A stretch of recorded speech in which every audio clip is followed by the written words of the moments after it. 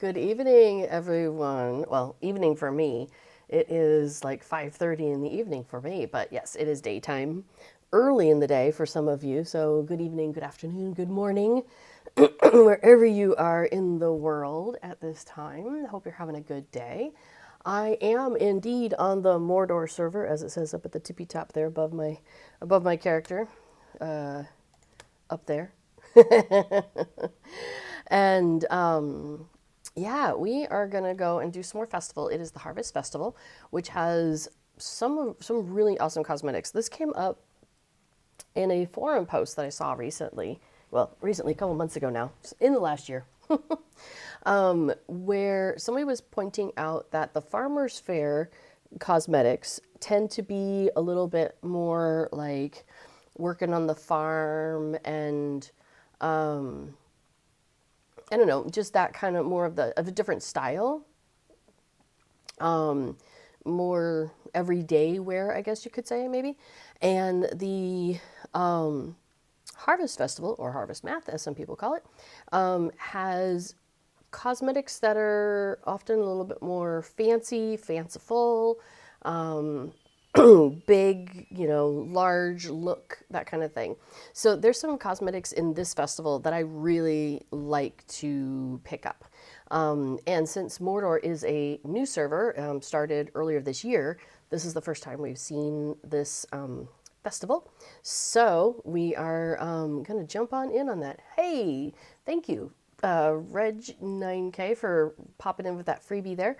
So the freebie right now, freebie code is insightful, and that gives you a 100% crafting XP coupon code. So that's nice. So while you're crafting, you get extra XP. So I'm going to start off by doing festival stuff. It just occurred to me, I think my inventory is a little full. We're just gonna live with that. Right. So the first thing we do at the festival is pick up our daily wrapper, because last week we went through all of the opening stuff. So we are set up to continue to come back every day and, do more festival. So we're going to start with popping in and beginning our day. I love how my character's still, like, I haven't changed her outfit yet. So she's still dressed up as if she's like going on some long journey and taking her plants. So she's a busy girl. But yeah, we'll start with, actually, you know what? Maybe that backpack is just weirding me out. It is like huge. I think I'm gonna hide that. So we're currently wearing this outfit here, and I'm just gonna hide the backpack, even though it is gorgeous. But, oh, and now we see her bow. We don't need to see the bow, so let's hide that too. There we go. Now she's a little bit more tidied up and ready for festival. So let's go talk to Rosa Hornblower and pick up our daily quest. Awesome. Somebody did an area effect on us. That was funny. So now we should have a whole bunch of quests over here. I mean, they were already here. We could have done them without picking up the wrapper, but I like extra tokens so I can get all the stuff. So we've got our people, like we did last week, who are dotted around and ready for us to do quests for them. And then, because this character, I have her already a member of the In League and the Ale Association, so she's a member of both. Oh, here, let me pop Festival in the chat, since we're in a Moobot mood. So the Lotra.com, Cordovan, the SSG community manager, has been making like official guides for each of these festivals. He started doing that like 2 years ago maybe. And then at the bottom, he'll put links to other people in the community who've created, guides or have other help or, excuse me, other useful, handy things. So you'll find Fibro Jedi's guide is listed there, but it's also listed at the bottom. And the wiki is listed there. It's also listed at the bottom of the Lotro page. And then I have some videos to kind of get you going through and get you started. So those are also linked from that page. So lots of good stuff there. All right. So I'm going to. Oh yeah. So there's 2 extra quests because my character is a member of the Inn League and the Ale Association, and so this lady over here on the bench and this fellow hiding behind these barrels are both also here with quests that I can take and do. So actually, I'm going to go ahead and take his quest because I would like to get some reputation. Now you can only have 1 Haunted Burrow quest active at a time, so all of these other quests have, you know, dropped off because I can't do them at the same time. That's okay. We'll go in and we'll go ahead and do the his. So if you have done the quest where you are looking for the hobbits, so that the one hobbit lady is very sad because her hobbit friends have gotten lost. It's the same hobbits. We're going up to those same hobbits, but instead of finding them, we're scaring them by playing little tricks on them. So I'm going to just zoom through. But if there's any point where you're like, wait, what did you do? Just, you know, raise a hand, give my attention, and I can explain what in the heck's going on here. So each one of these guys has like a bucket of tricks nearby that you click on it and it plays a trick on them. So, so we're looking for those same hobbits. So I'm just doing our normal path through here. Oh, and we haven't actually picked up the barrel today, so or the chest, I mean. Let's check that poorly hidden chest for anything good. And we'll come play a trick on this lady. So the bucket of tricks is nearby. And she's like, ee, because she's scared because there's the squirrel, and she thinks it's the ghost of old Took from the library. So that's pretty funny. And then back out here, and then there's the older lady over here. So I didn't realize, I wasn't a member of the Ale Association at first. And so like one time, you know, I was passing through, and I saw this lady, and she's like, she goes, oh, and she faints. And I'm like, what is going on? You know, why is this popping up? Why is it not popping up other times? Oh, how annoying. Like, I could not figure out how this was occurring. And then later on, I don't know, a couple of years later, I was doing the Ale Association thing. And I was like, oh, that's how this is happening. So, like, I can click on this. And she's like, oh, no. And there's, like, this scary ghost guy dressed up like a ghost coming after her. And she's like, eek, the ghost. So that only occurs when you've got somebody doing the Ale Association stuff by them. And that thing pops out.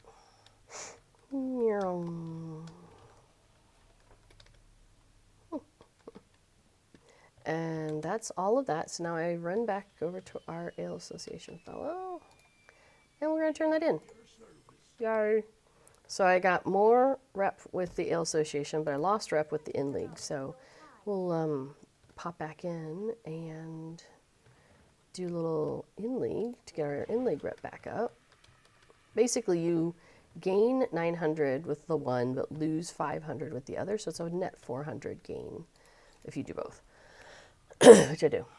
Now, I apologize. I am dealing with a cold again. Blah.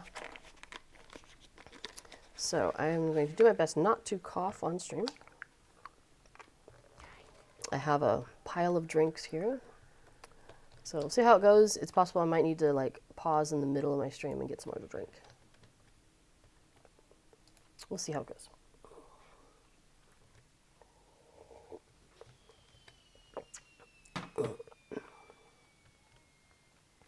All right, and we turn that into her. Bum, ba, bum. Cool. Let's do polo proudfoots real quick because those are short. Those are just like pop in, do the thing, pop out, you know? I like that.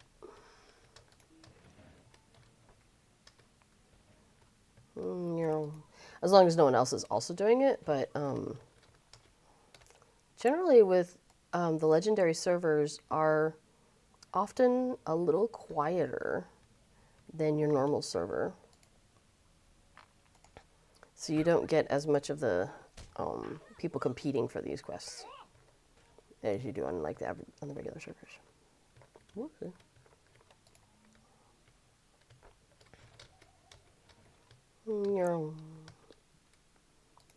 I like those butterflies. That's pretty awesome. Somebody's got the butterflies following them around, but sometimes they don't. Pets struggle with doorways for some reason. So sometimes you end up with your pet kind of like waiting for you at the doorway, even though you've gone into something. It's really funny. So I'm going to guess that's kind of what that was.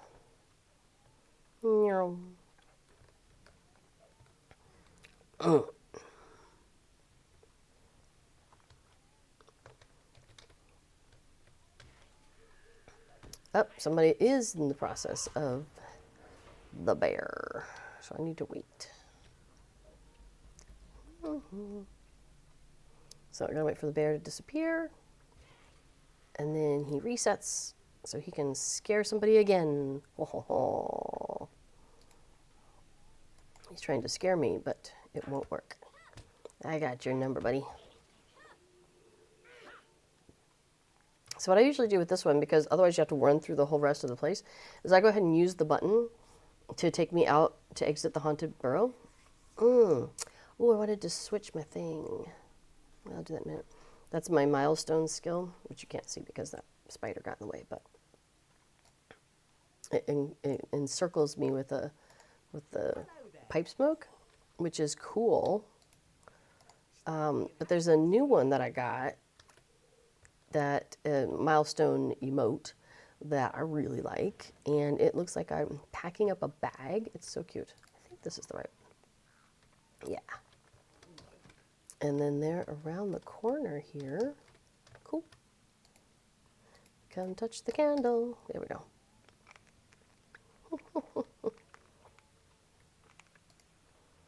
And I just go into auto attack because the hobbits in here are level 10.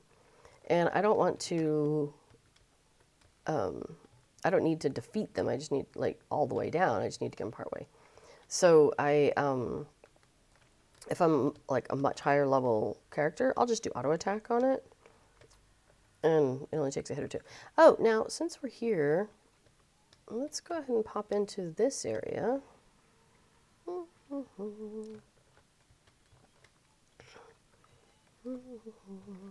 And go ahead and open these chests, because they also have festival tokens. And that's what we're here for. So we'll start grabbing all these festival tokens real quick. Now I need to get back out to Polo Proudfoot, who's at the bottom of the hill. And so I'm just going to use this mystery door, which puts me by the front door of the burrow. And I'll just pop down.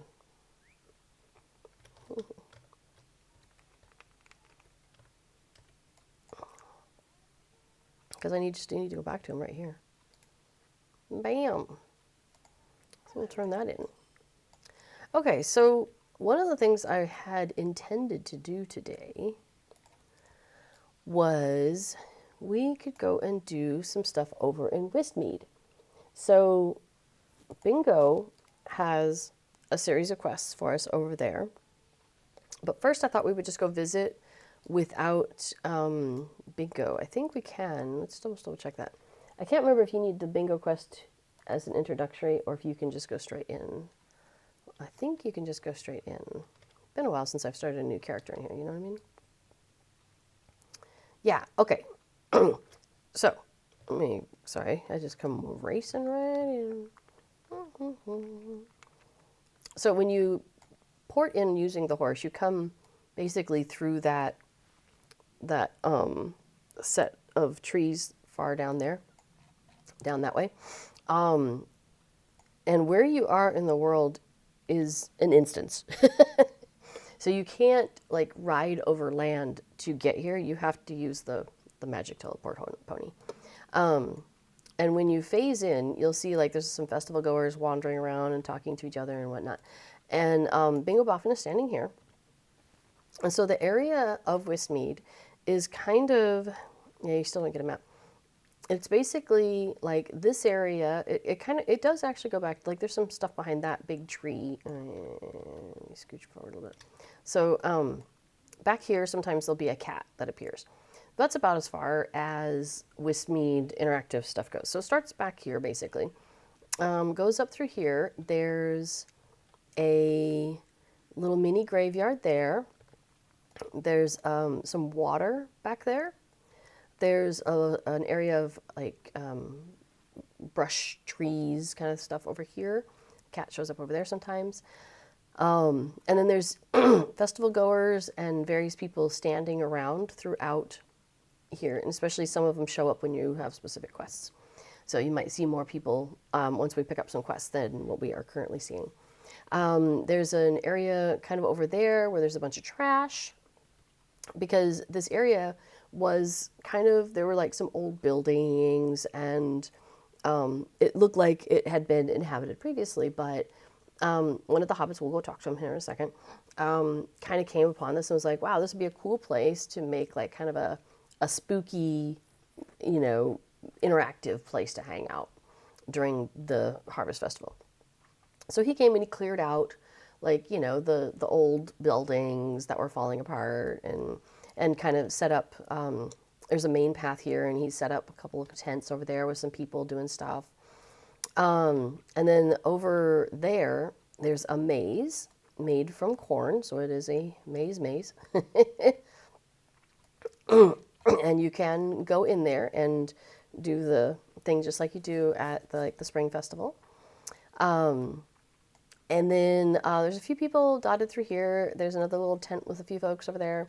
There's some stuff he didn't clear away over here, like the remains of a building that he just left. And then there's a cat back there sometimes.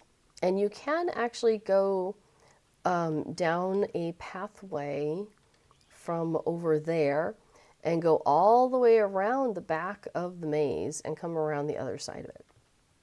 So that's pretty much the extent of the Wistmead area.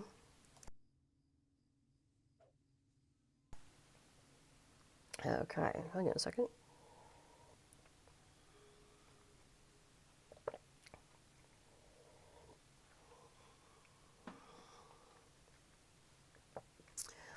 Okay, so when you first arrive, none of the quests are active for you,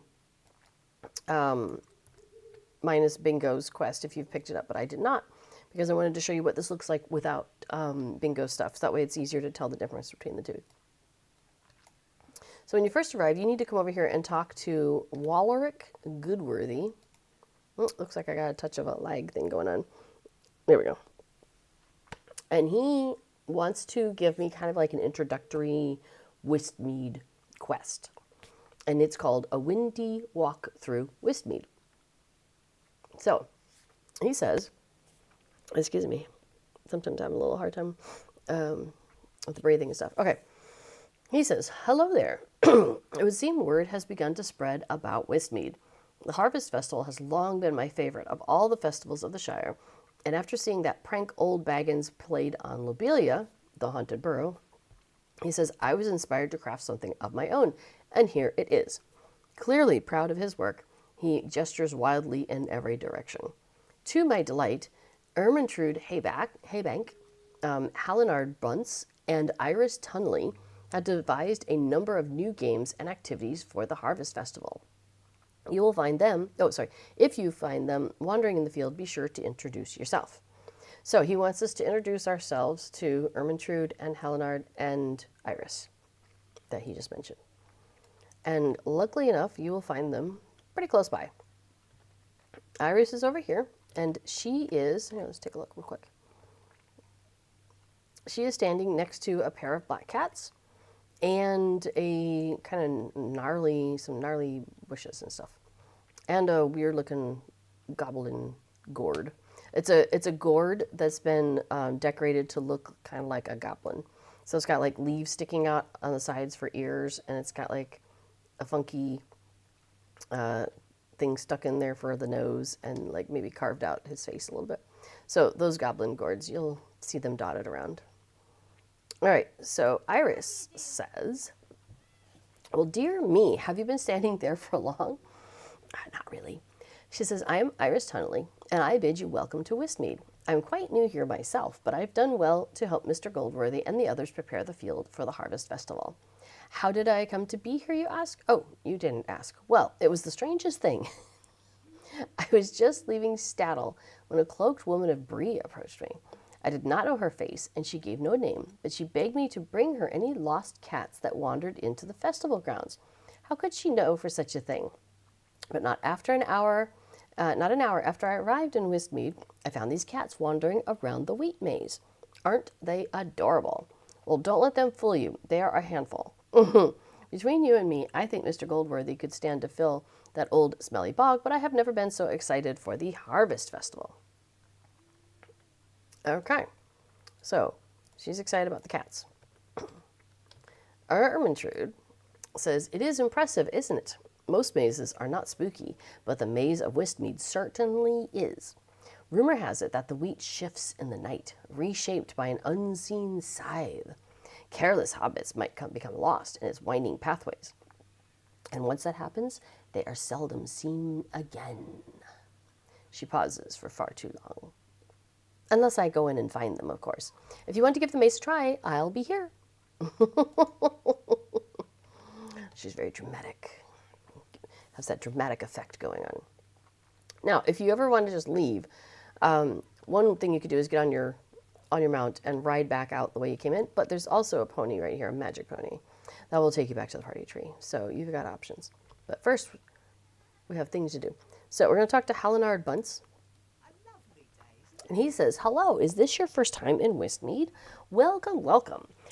I am Halinard Bunce, and I manage a few of the festivities here in Wistmead.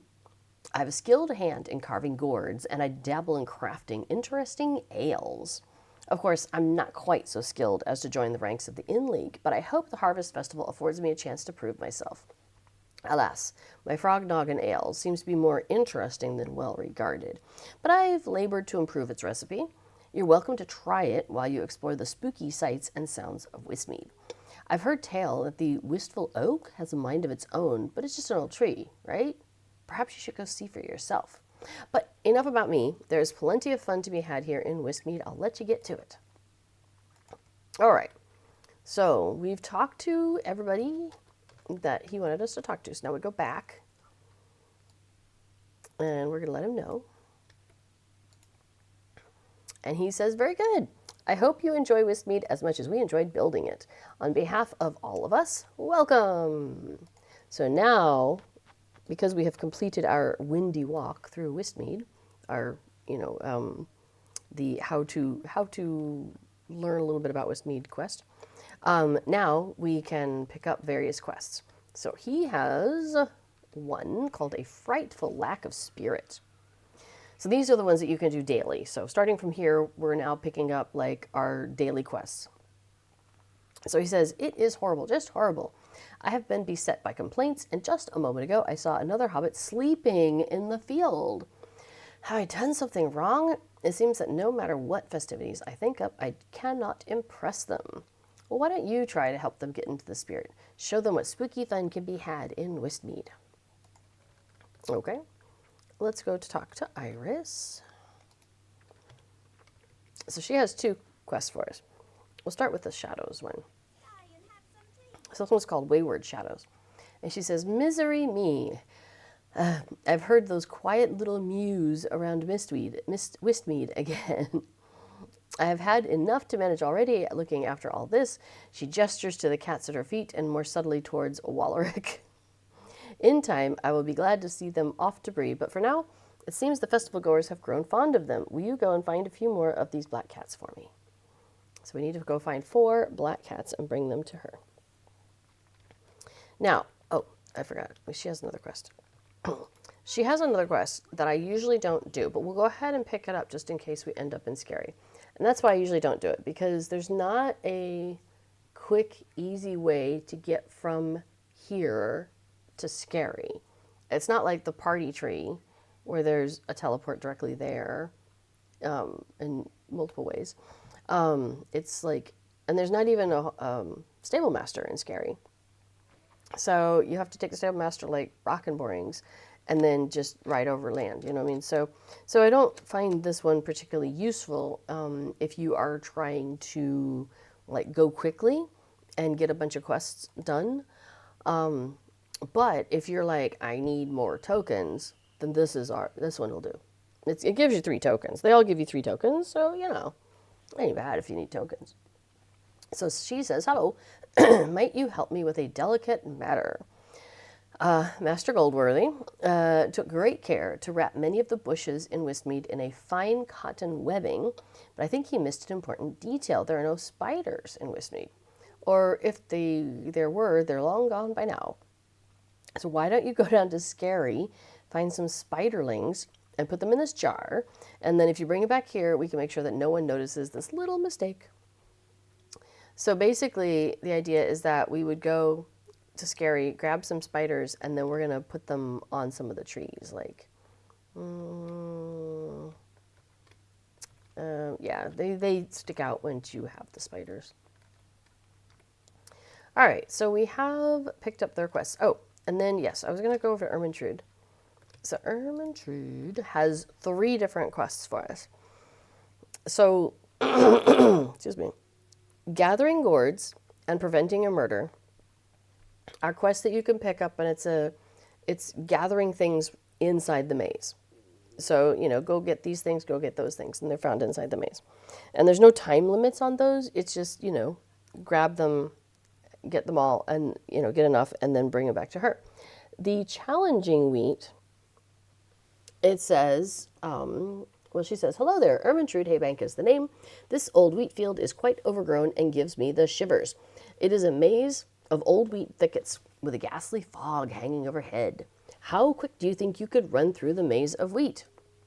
Do you think you could do it without cheating? I hope you're not afraid. So let's pull up Festival Buddy 2 here. So challenging wheat, that's a fair point. I don't know which maze. So let's step back a second. The wheat maze has 2 different things going on with it that make it different from the spring festival maze. First of all, it changes every day. So, and there's 5 different iterations, and it'll just walk its way through them every day. So, like the first day, you know, it might be number 2.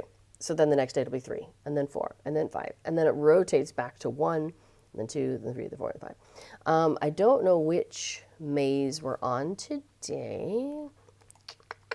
Let me put something in World Chat, see if anybody happens to know.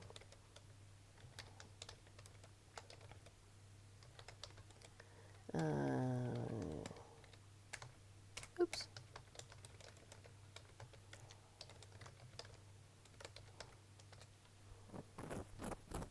All right, we'll see if we get a response on that. Okay, so the maze rotates through. So it's a different path. So remember when we were talking to her previously and she said the maze, you know, it shifts in the night. That's what she's talking about, that basically every day the maze is different. Okay, so there's that. So if you have it like memorized for one day, that's great for that day. But you need to basically get your way through 5 different mazes over the course of time, right? The other thing is there's 2 different types of challenges you can do in the maze for getting through. Like the maze over, you know, in the Breedland Festival grounds. That one, you know, like you pick up the quest from the guy and he's like, hey, can you do it in the right amount of time? And so you run through the maze and you find your way out to the other end. And that's like the quest, right? Like get in, get out, do, done. This one has 2 different quests you can do. One is called challenging, and that is go through the maze and find your way out. But then there's a cheat version, and that one, so the maze has, you know, like stalks of wheat just all set up next to each other. But there's some stalks that aren't completely solid, and so you can actually pass through them. But if you pass through them, that's considered cheating.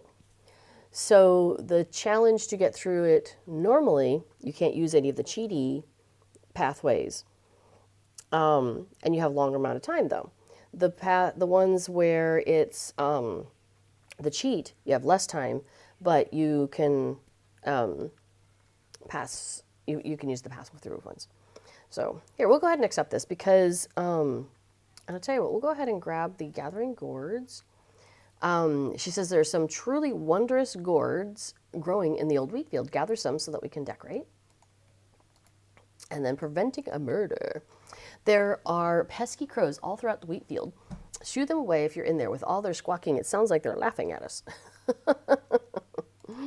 Indeed. Okay, so B4, who streams after me in his stream called Plugging Along, has created Festival Buddy 2 based off of Festival Buddy 1. And here in Festival Buddy 2, what he did is he has created this Tanglecorn ID thing. It says the Tanglecorn maze changes layout every day at 10 a.m. server time. There are 5 different layouts. Please identify the current layout by entering the maze and selecting what you see at the first intersection.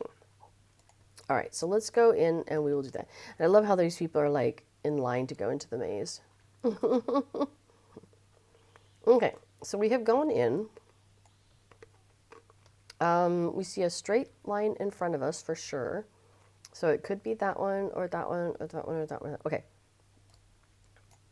Well, okay, my timer started, but we're not going to actually do it right now. Let's see. Okay, we have, let's see. We have a straight and a straight. That's the things beside us. And then it curves off that way. I guess they kind of all do. Oh, no, this one doesn't. Okay, so it's definitely not number 5. Okay, so if we go this way, it continues. So it's definitely not number 3. So it's 1, 2, or 4. So what's the difference between 1, 2, and 4? So 1, if I were to come over here, it goes like that. 2 would go straight through. 4 also. So it's either 1 or 4. Okay. Looks like 4 though. Wait, 4 just goes. Hang on. 4 goes here. There, there.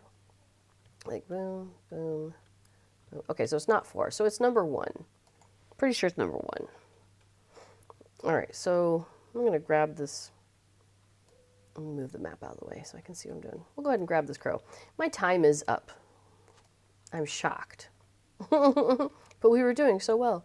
The good news is we could just walk right back out because we didn't get very far. But you'll notice now we have a map that's got 2 different pathways on it. So we've got a map that the green line is going to be our regular challenging path. And then the dotted line is our cheaty path where you see there's like these little breaks in the wall. And that's how you can cheat your way out. All right, so we'll pick up challenging wheat again. Here we go. We're heading in. Okay, so according to this, we would go this way. Past the first gap. Over to here. Oh, there's a crow. I'm going to get distracted by the crows. I probably shouldn't do that. Am I already lost? Okay, wait. So I go this way. We'll get crows when we come back. And then I think I got myself a little lost, didn't I? That's okay. Oh, use LOC. B4 points out if I use /LOC, it'll show me where I am. Well, that's handy. I mean, it's not a like I have to keep asking it for that information, but okay, now what did I do? I lost track of myself again. Okay, so here, oh, nope, I don't know what I'm doing. Nope, I did that wrong. I have 16 seconds still, though. I can still recover. Not this way. Okay, let me try again. Yeah. Okay, go forward and then, oh, I lost. I lost again. Let me pick up some crows or something while I'm here. Now there, see, I just jumped through. That's because I can, that was one of those cheat spots that you can jump through. Where was it? I just did it without even thinking about it, and I can't. They look slightly different. There it is. See how it looks a little, like, slightly darker, and it's like there's a slight amount of lightness on the sides of it. That's kind of how you can tell, maybe? I don't know. Yeah, I'm not as good with this one as I am with the spring maze. Okay, Tang. I'm gonna go ahead and put it into chat though, so people know. Corn is number 1 today. Too far away. Oh, well now I'm like. Well, at least I have the maze map though.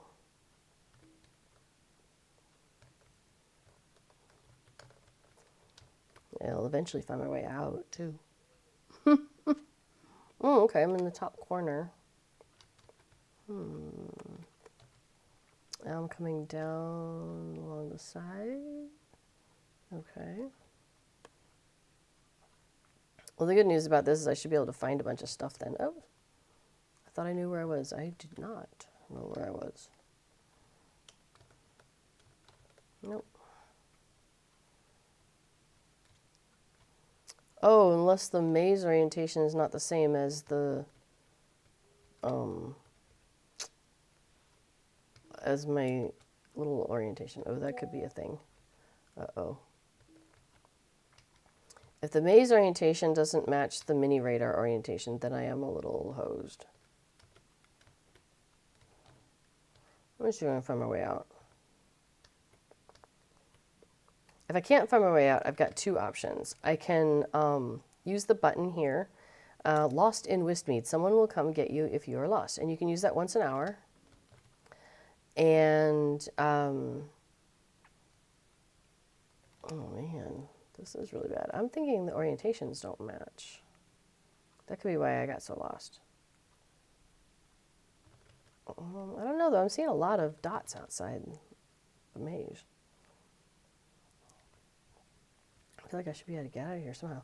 The other option I can use, because I'm a hunter, is I could use my hunter skill to take me to, like, the party tree, for example. Or I could use one of my... Oh, hang on a second. I could use one of my, like, other skills, like travel home skill or something like that. Okay. Where did I end up? Where am I? I have found a spiritless hobbit.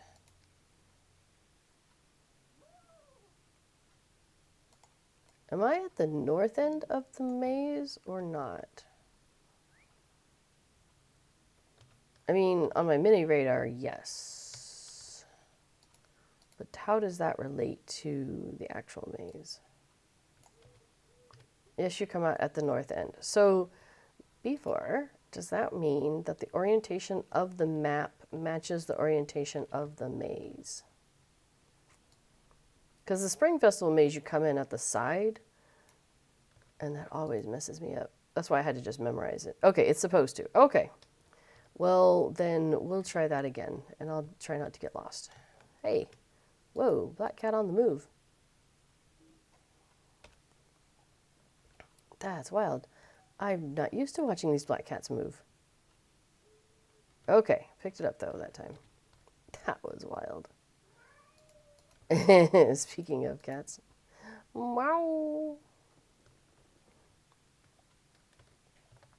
All right, so we're trying to, well, oh, I should be doing this off the map so you can see. When we see the spiritless hobbit, we run up to him and we go, boo! And, Misty, misery me, you gave me quite a shock. So we're like, trying to help them get into the spooky spirit of things. Now, sometimes there's a cat back here. Not there. Oops, behind this tree. Not seeing it. All right, so we'll just come back out. Oh, maybe it's over here. Nope, that's a, wait. That's a spiritless hobbit. Okay, but there is a black cat over here that we can pick up. So that's good. Oh, you know what we didn't do? We got so distracted by the maze. Let me put this away for the moment. We'll deal with the maze in a minute. I don't usually do the maze as one of my dailies because I just get lost in this one. I haven't got it down yet. This might be the day, we'll see, that I get it. But we didn't come and get Hallinard, so he also has 2 quests. And these I usually do pick up. So, in Eerie Fog, he says, oh, do you have a moment? Oi, I've received a lot of feedback on my last few blends of Fog Noggin Ale, and I think I've finally gotten it right. If you'd be so kind, try a sample of my new and hopefully improved Fog Noggin. Once you've had sufficient time to reckon with its complex flavor, tell me what you think of it. I hope I've gotten the balance right. So the next objective is to sample a draft of Fog Noggin. And then his other quest, which is this thing here, his other quest is Gourds and Goblins. He says, oh, the goblins have returned to Wistmead. I thought we had driven the last of them back to Mount Graham, but it seems the draw of the Harvest Festival has proven too great. Will you take up this club and send them flying out of the Shire? So we have 2 quests from him. So the first one we'll do is this one.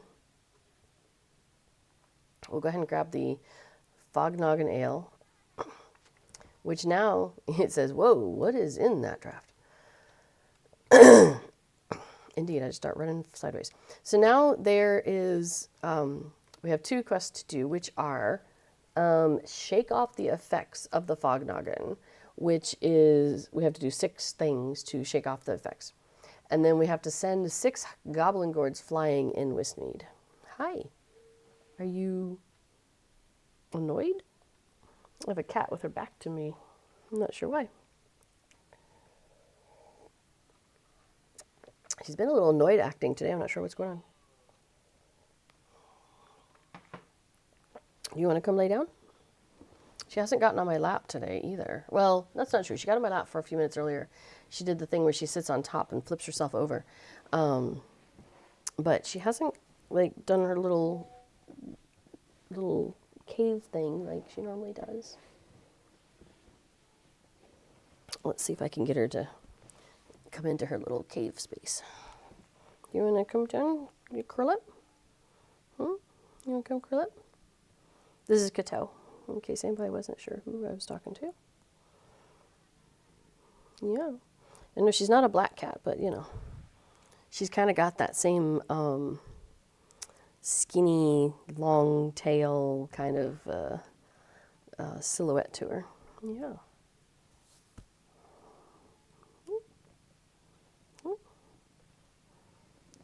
There she goes. Her nails have gotten a bit long recently, and she keeps getting stuck on things. So I think that could be what's getting to her, because she just got her claw stuck again. You are such a silly girl. Oh dear. Poor thing. Well, she'll figure it out. Okay, so one of the ways you can shake off an effect is the bat. There's also a stomped shrew. So the stomped shrew, oh, where is it? Hang on. It says, what have so many careless boots wrought? Sudden terror grips you and you feel more alert. And then when I went by the bat, it said, what sort of vile illusion is this? Sudden terror grips you and you feel more alert. So, so that's the thing. And then, for example, we have a goblin gourd here. You can't tab around and find them, but if you can click on it directly and then you hit it with the little bat that he gave you, and they go flying off. So they reappear pretty quickly. So if you miss one, there's more. Like, here's another one. Now, some of the effects of getting rid of your hobnoggin Like, here's another stomped shrew, but it doesn't count a second time. Like, I've already gotten the stomped shrew getting more alert effect. But the spider, we haven't encountered a spider before. And so, oh no, what sort of vile illusion is this? Sudden terror grips you and you feel more alert. So, that's another one. So this one's one of my favorite. There is the ghost of Old Took. Could it be the ghost of Old Took? A little squirrel sitting on top of the gravestone. That one's one of my favorites. Let's see, what else? Let's see, sometimes there's a cat over here. Did we catch 4 cats? We might have. Another one, so this is a good area to go to because a lot of times there's a cat here, and then there's a bat, and then there's a spiritless hobbit, and if you go in the water, the cold, murky water of the bog seems to help. This one says, they say you can hear voices in the water, but I'll not go sticking my head in a bog. It's just a little bit of water that goes around. So, all right, let's get ourselves away from here. There's a foul air in this place. Indeed. Let's see. So we need a couple more. Oh, there is something to touch. It is a cat. We don't have all the cats we need yet. Now we do. 4 out of 4 cats. Good job. All right, so we need to clear our mind with a few more effects. So let's see what we can find. Oh, and we have some gourds to do, right? We still have gourds yet to do. Let's see, here's a freshly baked pie. That will wake us up.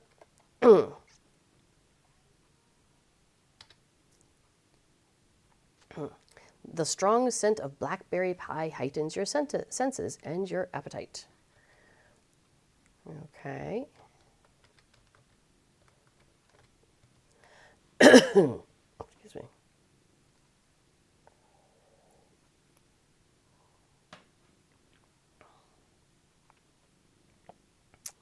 Let's put, yeah, we're not going to track that. I don't do that. Okay. Let's see. We've talked to a bunch of spiritless hobbits, so we can turn that in. He says, well, I can hear the hoots and cheers from here. Perhaps I was a little too hasty in my thinking. Thank you. That will be all. So we've cheered up some people. Hooray. And we've got some cats for Iris. She says, good gracious. As much as I enjoy having them around for the Harvest Festival, it will be a great relief when all this is over. Once I get back to Staddle, that woman from Bree can have the lot of them. Oh, but perhaps I'll ask to keep one for myself. Cute. Okay, so we're still trying to shoo crows and pick up gourds in the maze. And we need to do some more goblin gourds. But we managed to shake off the effects of the Fog Noggin Ale.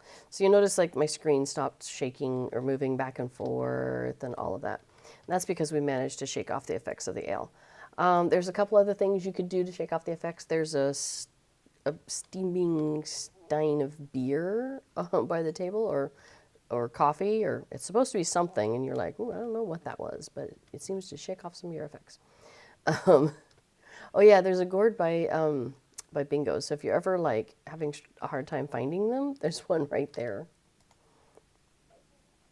that you can knock away. So that's kind of funny. All right, so I've done 6 gourds. So we can go turn that in. And we knocked off the Fog Noggin Ale. Yeah, there's, I think it's this one right here, that if you still need another effect to knock that off, there's that one. You can also do push-ups. So the, like slash push-ups, I think with an S, yeah. And so notice how my character got down and started doing some push-ups. That's another way to get rid of the Fog Noggin effect. And I think there's one more, like maybe slap gets rid of it, but I can't remember how you slap yourself, so. But anyway, so yeah, so there's a handful of different ways you can, more than the 6 that you need, basically. So, Eerie Fog, he says, not my best, huh? I've heard so much about it now that I'm a bit hesitant to try it myself. Can't believe he's making this stuff and not even trying it. Oh well, I'll brew up a new batch. I hope you'll be willing to give it another try soon. Gourds and goblins. He says, aha, old Grimfinbull must have felt quite the shock when Brandibus the bull roarer swung his club, don't you think? He says, I'll have more gourds carved soon enough. I must say, I much prefer these to actual goblins. Indeed. All right, so technically we have done 10 things, which means we are ready to turn things in to Rosa. This is our daily quest here. And she says, my, you do love the harvest. I hope you're having a fun time at the Harvest Festival. For your efforts, you should have a reward. So here you are. She has 5 tokens for us. Come back tomorrow, and I shall have more harvest rewards for you. Oh, I've done it 3 days. So she says, you've harvested for 4 whole days? I think it's 3. I think they forgot to change the words. You might even be more excited for the harvest than I am. Here, have a little reward I set aside just for you. And so we will have for this, get some Figments of Splendor and a scrap of Essence Reclamation Scroll. Not too worried about that. But the Universal Optional Crafting Ingredient, that's nice. It gives you an automatic crit. And then also 1,000 Virtue Experience. So that's nice, because that just increased one of my, oops, not that, this one. Nope, not that. Gandalf. That's what I need. And it says, Fortitude Virtue trait changed to level 5. Cool. Well, I'm going to go ahead and start earning on the next one because I want to have all of them above 0, so I'm getting the passive bonuses from them. Because do you get any bonus if it's at 0? I don't know. But we want to make sure we get stuff for it. Now, we can also talk to her and do some bartering for things. Now, Rosenbloom here is my main character on this server. So over time, I am going to want to make sure that she has all of the pets. And those are options that I can buy. But the nice thing about buying the pet tomes is that they're not bound, which means that I can use one of my other characters who's earning tokens to buy the tome and then give it to my Rosenbloom character, and then she can consume it. So those I don't have to purchase with this character. I can wait. Then we've got the new cosmetics, which this year is it's called the Wisdom. So it's all about owls. So we've got like an outfit that's got some owl-esque look to it. And then we've got a mask. That's an owl mask. And then we've got some shoes that go with it. A little pointy toe. It's cute. So those are the 3 new cosmetics for this festival this year. We've got 2 housing items. The Harvest Pumpkin Platter and the Small Grove of Fiery Fall Trees. Excuse me. Hang on a second. Let me get a drink.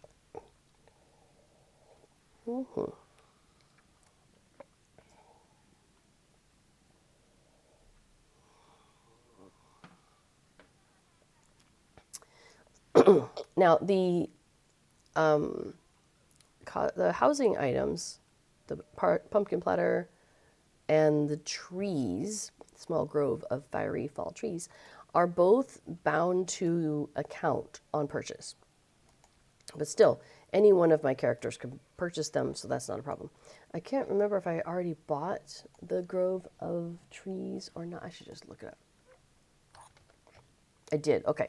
Small Grove of Fiery Fall Trees. So we definitely need to go put that in the yard and take a look at it and see what that looks like at some point.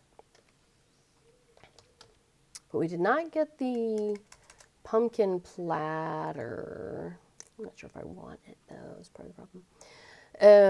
So we'll leave that for the moment. The cosmetic items are also bound to account, but any one of my characters can purchase them because I'm just going to put them into my wardrobe, and then all of my characters have access to them. So that's,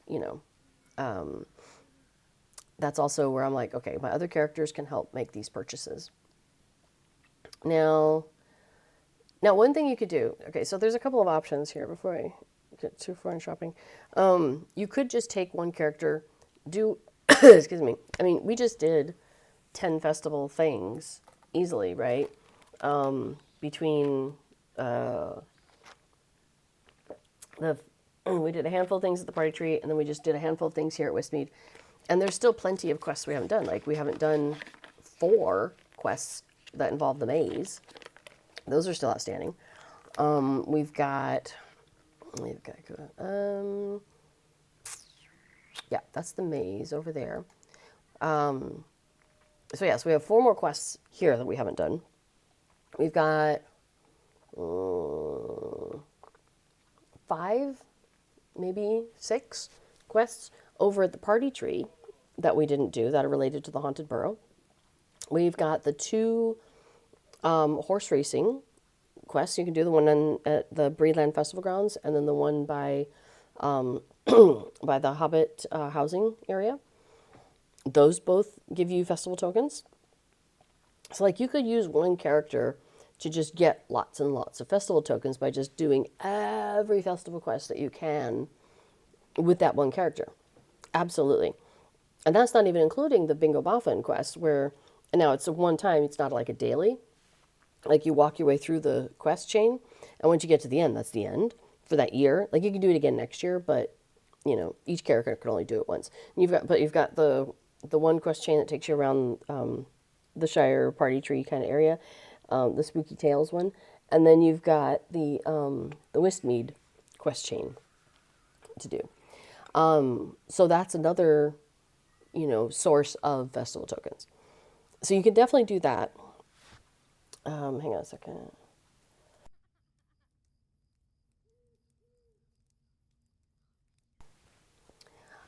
But by doing the wrapper, you get 5 festival tokens when you turn the wrapper in. So it's a bonus 5 for doing 10 quests. And then every time you do those wrappers, you're going to get another 5 festival tokens when you do the wrapper above that. So like every 3 days, you get another additional 5. So it makes sense to switch from character to character and run each of them through the festival if, you know, you don't mind doing the same. Well, you can do whatever 10 you want, but that would, to do the wrapper and get that stuff, it makes the most sense. So I just wanted to go ahead and point that out, that may be a reason why, for example, in my case, I'm looking at the things that I want to buy, but I'm like, well, other characters can be the ones who spend their tokens to get these things, because I have multiple characters that are doing the festival in order to get more and more and more tokens.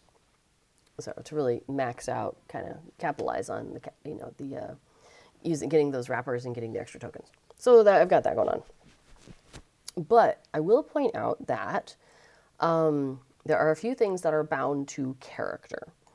So if I wanted to buy them for this character that is my main, I would need to buy them directly through her. For example, these, well, any of the mounts. Let's just go straight to the mounts, because that's from the steeds. The steeds are bound to character. So as soon as you buy it, it's bound on acquire. So it goes directly into that character's collection panel. And given that, like I said, it's our first time on this server to have this festival, we don't have any of these mounts. So I want to go ahead and start picking them up. Now they cost 60 each, so I've gotten 1, but there's 2 more from previous years. Actually, these are all from previous years. There wasn't a new steed this year, which is totally fine. There's plenty of steeds. But the 3 steeds that are here, my character didn't have them. So I do want to get all 3 of these steeds with this character, which means I need 180 tokens for sure this year in order to make sure I get those. I probably actually should have bought it in reverse order, because the way they often do it, let me go back into the steeds real quick, is, so this will be the newest of them, and this one would be from like the one that was the newest, but now it's the second newest. And then this is like the oldest. They kind of, drop down the list. Like they add the new ones to the top. And so the list slowly drifts down. So eventually, a lot of times they'll drop off the list of you being able to buy them for festival tokens, and they will end up on the list of being able to buy them for mithril. So now you can see there's a lot of other mounts that you can buy using mithril coins because they were available for festival tokens, but it's been long enough ago that they've now dropped off the regular list and they're just on the mithril list. So I want to make sure I get mounts for festival tokens while I can and not have to spend my mithril to get them. That is a really cool looking staff, man. That is wicked cool. All right, so I think, oh, hey, Egg Arthur. So Egg Arthur says, as someone who doesn't care about tokens, only the meta, which, let me explain that real quick. So Egg Arthur is after the meta deed because if you do the 12 days that you need to do, 12, 16, something like that, in order to finish the first wrapper, the second wrapper, like to all the meta wrappers and get to the last one, which is this one right here. It gives you a tracery token legendary, a gold one. And that's what some people are after, is they want those gold tracery tokens. So that's what Egg Arthur's talking about. So Egg Arthur says, as someone who doesn't care about tokens, only the meta deed, I'm only doing 5 quests per day per character. 1 to increase the in-league reputation, 1 for virtue, 1 for the treats and trickery deeds, and 2 generic Haunted Burrow quests, the rattling and the wailing. But that 5 quests doesn't give you the wrapper because the wrapper is 10. Sorry, so how does that work? Oh, so you're just coming in every day, do 5, out, the next day come do 5, finish the daily? So it takes you 2 days to do a daily? Is that kind of what you're doing? That's an interesting way to do it. Which means if there's 20 days, then you just need, it must be 10 days that you need to finish to get to the meta. I've already done enough full days that I can coast to finishing the entire meta. Okay, that makes sense. All right, let's try this wheat business again. Let's see if we can do it. All right, so we go around here and go to here. I feel like I've already gotten lost. All right, let me see, where am I? I have already gotten lost. But we can save this. Okay, so now... Nope, we're not. Okay, wait. Now maybe we're on track?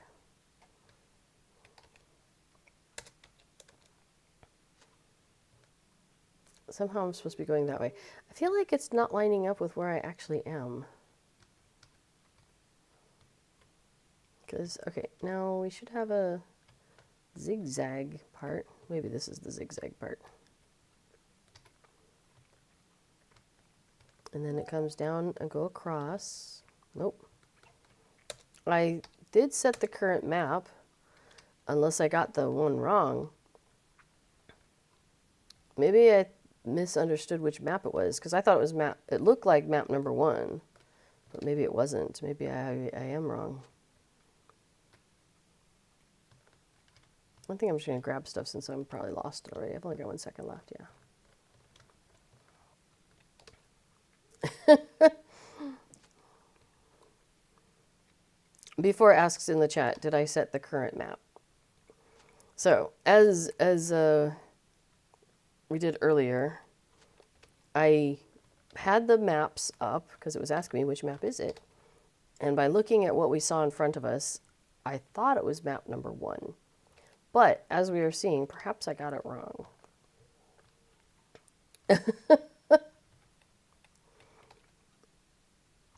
No, before, it's fine. And it's, now that I'm thinking about it, I'm wondering if I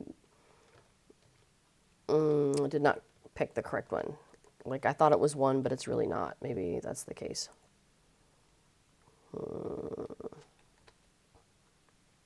So, you know, if I can find the end, maybe we can check and see if maybe I can tell it better from that direction. First, I'm going to grab this gourd.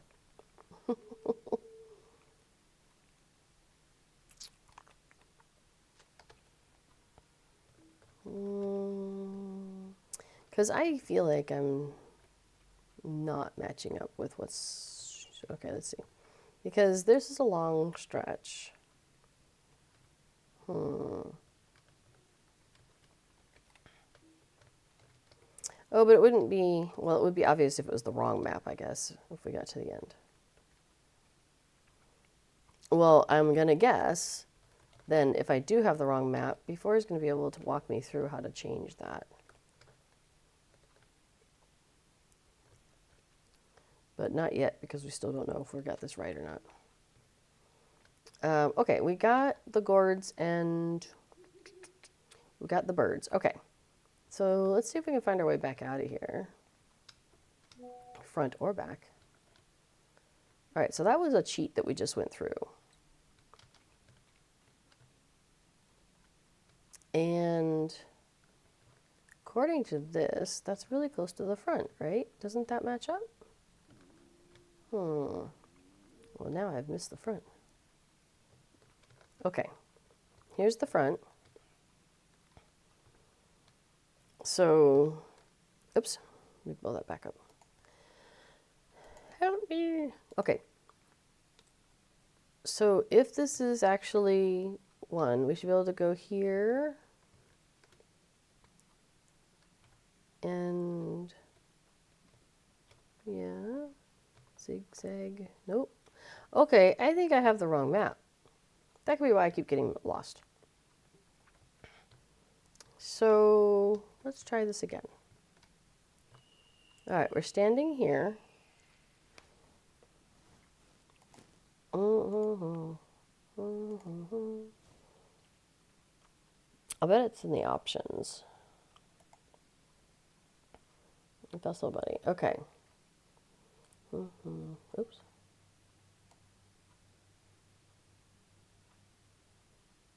Map up directions north. Change current harvest math maze. Okay, we need to change this because I think I got it wrong. So maybe it's not 1. Now, if it was 3, excuse me, then we'd have a little cheat spot there. So let's take a look at that. So if we go forward and like kind of kitty corner, there should be a cheat spot. Nope. Okay, so I don't think it's 3.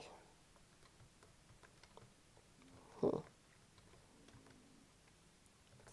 right, so we come in. And we see a wall in front of us, right? I see before me a wall. Yes. And it's a straight wall. And it has an opening there. And it has an opening here. Which means it can't be number 4. Right? And it can't be number 5, right? So it has to be 3 or 2. It has to be, oh, okay, wait. So it's not 1 because I was seeing that and thinking it was that, but that would be like right here. So it's not 1. So it's 2 or 3. And 3 would come up and it would have a solid part here. All right, so maybe it's 2. Let's try 2. All right, let's try it again.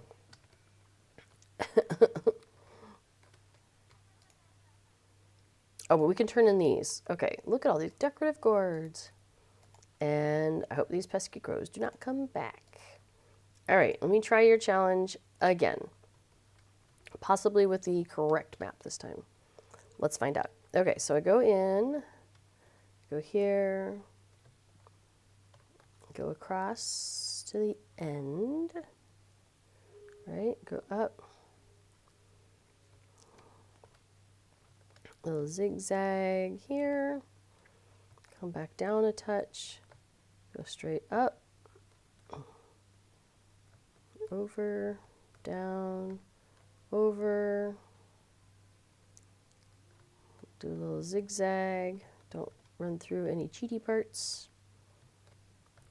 Up to the top corner. Turn. Go zig down, go zig up. Uh-oh. Oh, here we go, maybe. All right, let's do a quick location and see how I'm doing. I got 24 seconds. Okay, if I'm doing it right this time, we get to the end, we drop down here, go over, over, over, over, over, over, over, over. Yep, I had the wrong map. You know, it makes it a lot easier to get through there if you have the right map. Yay! So now we're at the back, and unfortunately we can't run back in that way. We have to go around. So we'll go around. That's fine.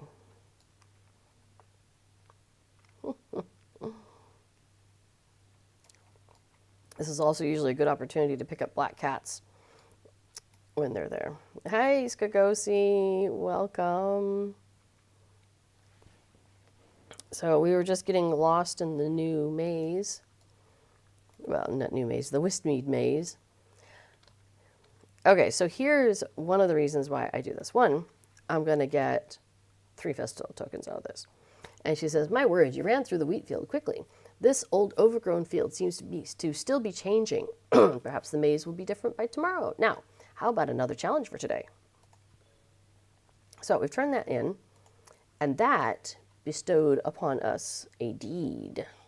New deed, the Wistmead Wheat Maze. And that is complete challenging wheat maze 2. Also 1, 3, 4, and 5. And then also complete cheat of the wheat maze 1, 2, 3, 4, and 5. And then I will get 5 festival tokens and the title of Maze Master. So that is a reason to do the maze with your character, all of them, every day of it, at least once. Because who doesn't like finishing deeds? All right, so we're going to try the cheat of the wheat. And this one says, now that you know this maze well enough and beat my challenge, how about a bit of fun?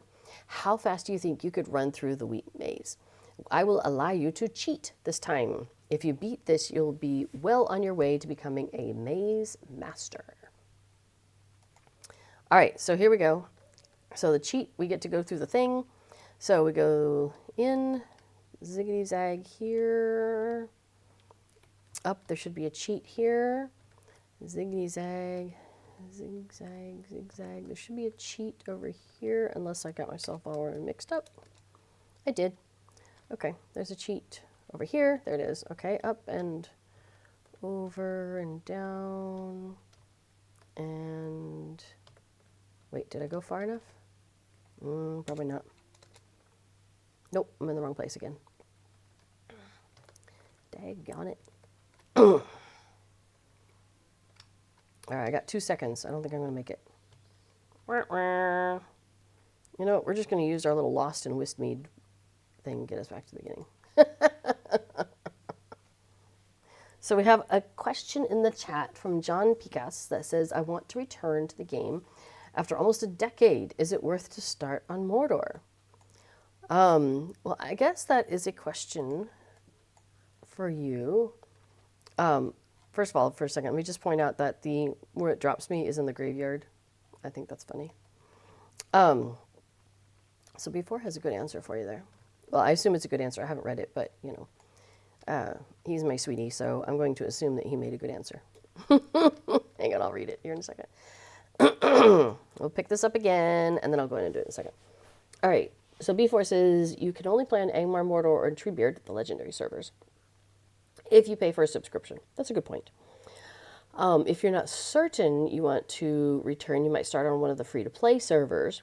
If you're sure enough that you'll play for a month or 3, then Mordor or Angmar are a lot of fun. I think that's a pretty good way to put it.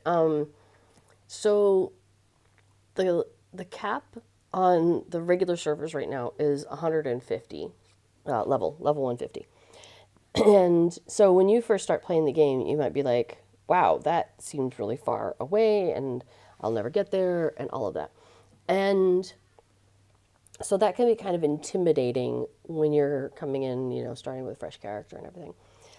So a couple things to remember in that, and one of which is that with Lotro, it's more about the journey than the destination. So there's so much good story all the way through. There's so many fun things that you can do in the game, like, for example, these festivals, which I just love. There's the music scene, which is very alive.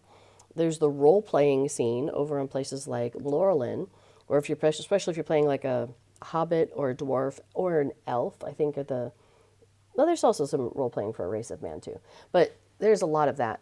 A lot of really awesome role-playing. Like, I have some hobbits over on Laurelin, and I participate in the weekly Friday. There's a Green Dragon Friday where the hobbits get together and hang out at the Green Dragon. So a lot of fun stuff in the role-playing scene as well. So, it's not like other MMOs where they're like, you got to get to max level and you got to go do all these specific dungeons or whatever and have the specific gear and all that sort of thing. You can do that, and that is a part of the game that some people really do like. But I would say that, that is not the only thing to find in the game to do. So with all of that being said, yeah, I would say it kind of depends on what your jam is or you think it might be. If you...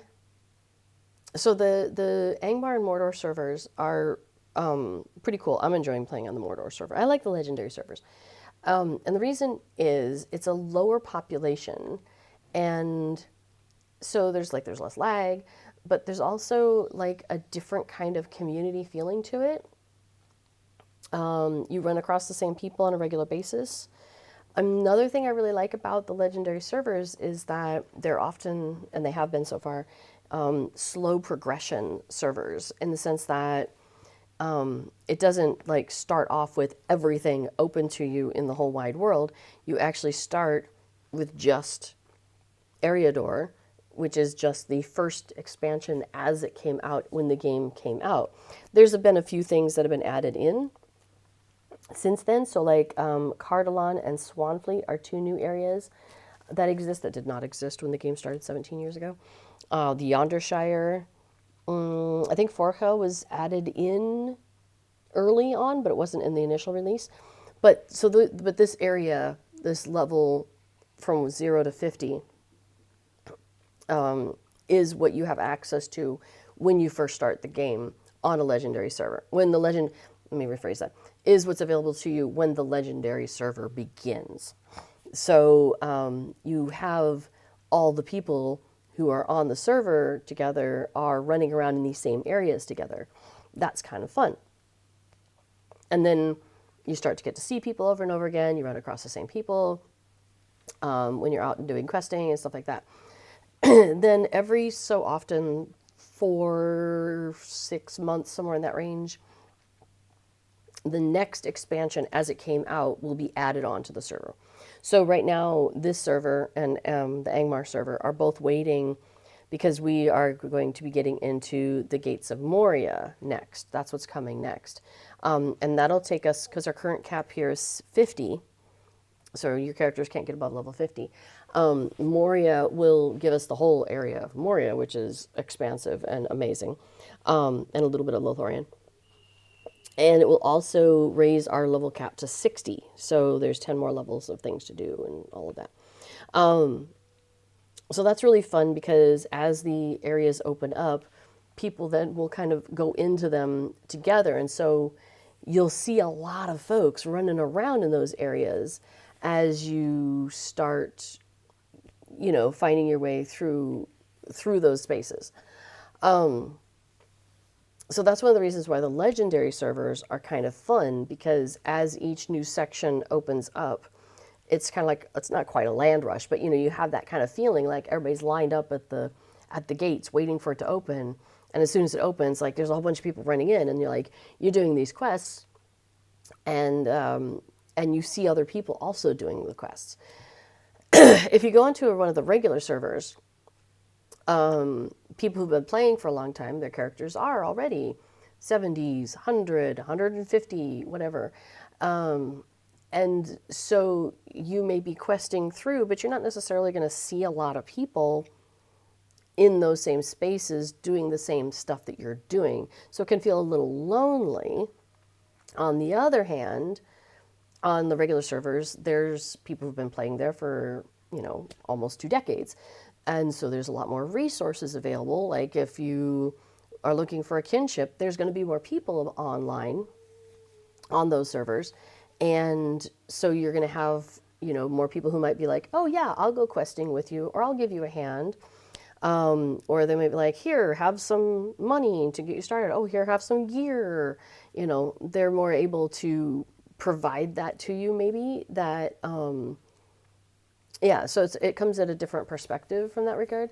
And then sometimes also on the regular servers, you'll get like what's kind of sometimes called slow tro instead of low tro. Groups that will intentionally and purposefully there's an item you can get. We all call it the tortoise stone, but it's a level disabler. So you put it on, it goes into your pocket slot, and it prevents you from any experience gain. So your character stays at the level that it's at. And so some people will do that, where everybody gets that pocket item. You buy it from the Lotro store for like 100 Lotro points, which you can earn pretty quickly. 100 Lotro points you can earn pretty quickly. And everybody in the group will wear that. And so like everybody caps themselves at like level 20. And so you run around and doing all the stuff in, Bree and the Shire and all of that. And you do all that together at level 20. And then it's like, okay, let's take off our turtle stone and let's all go up to level 30. And so then you run around together. And then some people will just cap themselves at 50 and just stay like that. And that's all their characters do is level 50 stuff. And they just stay there forever. And so you'll have kinships. That's what the guild group is called, it's a kinship. That'll run around together, specifically, capping themselves at a certain level, either slowly working their way up together or just always being capped at that level. So you can find groups that are continuing to play at the lower levels, intentionally so. And that can be fun to do, especially when you're coming back, because I think one of the things that I find a lot of fun in Lotro is playing with other people.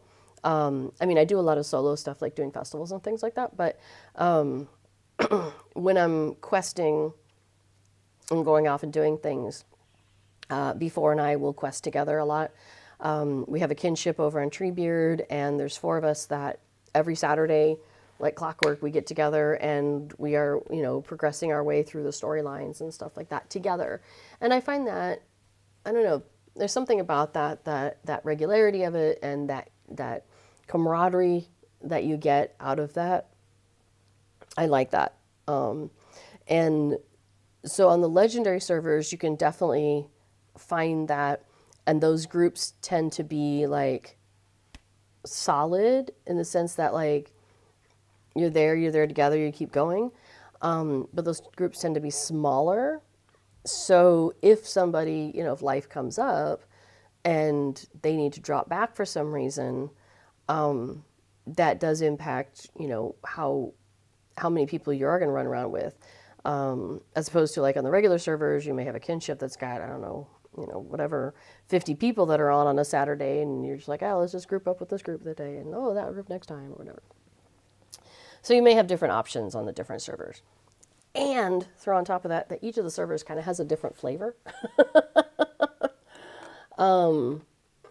Because there's still the EU servers and the US servers, because originally they were located in those 2 separate places. Excuse me. You definitely get more Europeans on the European servers, European time frame. So like when it's evening, as it is here in Europe right now, the Mordor server is more active, the Angmar server is less active. once we all go to bed, the European servers like Mordor, well, technically Mordor, yeah, more. I would say Mordor's a European server. Put a little asterisk on that one.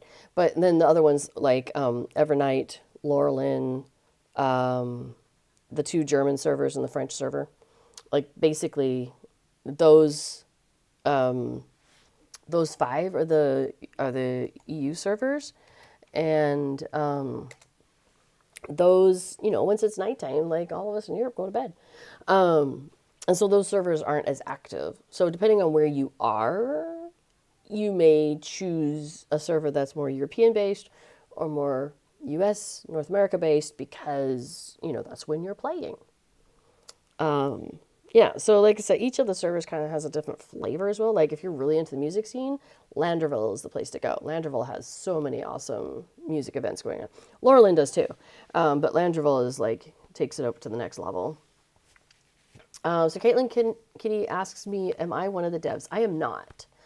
I've just been playing since 2019 and absorb a lot of information about the game. And I used to like religiously listen to Cordovan on Fridays. So I've like picked up on some of the things they've been putting down, and understand some of like the decisions that they make, and have gained some insights onto the history of Lord of the Rings Online. So, so no, I'm not one of the devs or any other official member of the SSG team. As before points out, this is the official Lotro Twitch channel, so I have the permission of the SSG folks to be streaming here, which is lovely. But most of us who do stream here are, most, as before says, it's populated mostly by fans of the game. Cordovan is the SSG community manager, and he does work for SSG, and he streams here on Fridays at noon Eastern time. So he is a great resource for getting information. And like once a month, a couple of the devs are doing a stream together. They're calling it, they have a cave troll. And so so it's Orion and Scenario, and they've been around the game for a long dang time. So they know a lot as well, and they've got a lot of knowledge and history and stuff like that. So it's fun to kind of get their insights on things as well. So John Picas, I hope that gives you a lot of information to work with in making your decision on where you want to play. The good news is creating a character is free. Like, you can just make a character on the server, give it a go, see how that goes. The bad news is moving a character is not free. So if you're like really happy with your character, but man, you wish you were somewhere else, the cheapest way to do it is to start over on another server. You could, the same name, you could build yourself up the same way, but you got to start the experience over again. So you can transfer characters with some caveats, but that'll cost you a lot of Lotro points, and it's not always worth it. I have transferred characters, so I'm not going to say it's never worth it. I definitely would say it is sometimes worth it. All right, let's see if I can get through it this time without getting lost. Okay, there's a wheat cheat. And we come over here. And we go here and we go up. We go over. There's a wheat cheat? No. Am I wrong again? Did I miss it again? I feel like I keep... Yeah, okay. So it's this one. And then we should go this side of it. And then we go up and down. Okay. Over, down, over, up. Oh no, time's up. I was just getting it. Oh man. Diggity dang it. I'm not good at this one. I'm also tired. Oh my goodness. Oh my goodness, people. All right, well, we may not.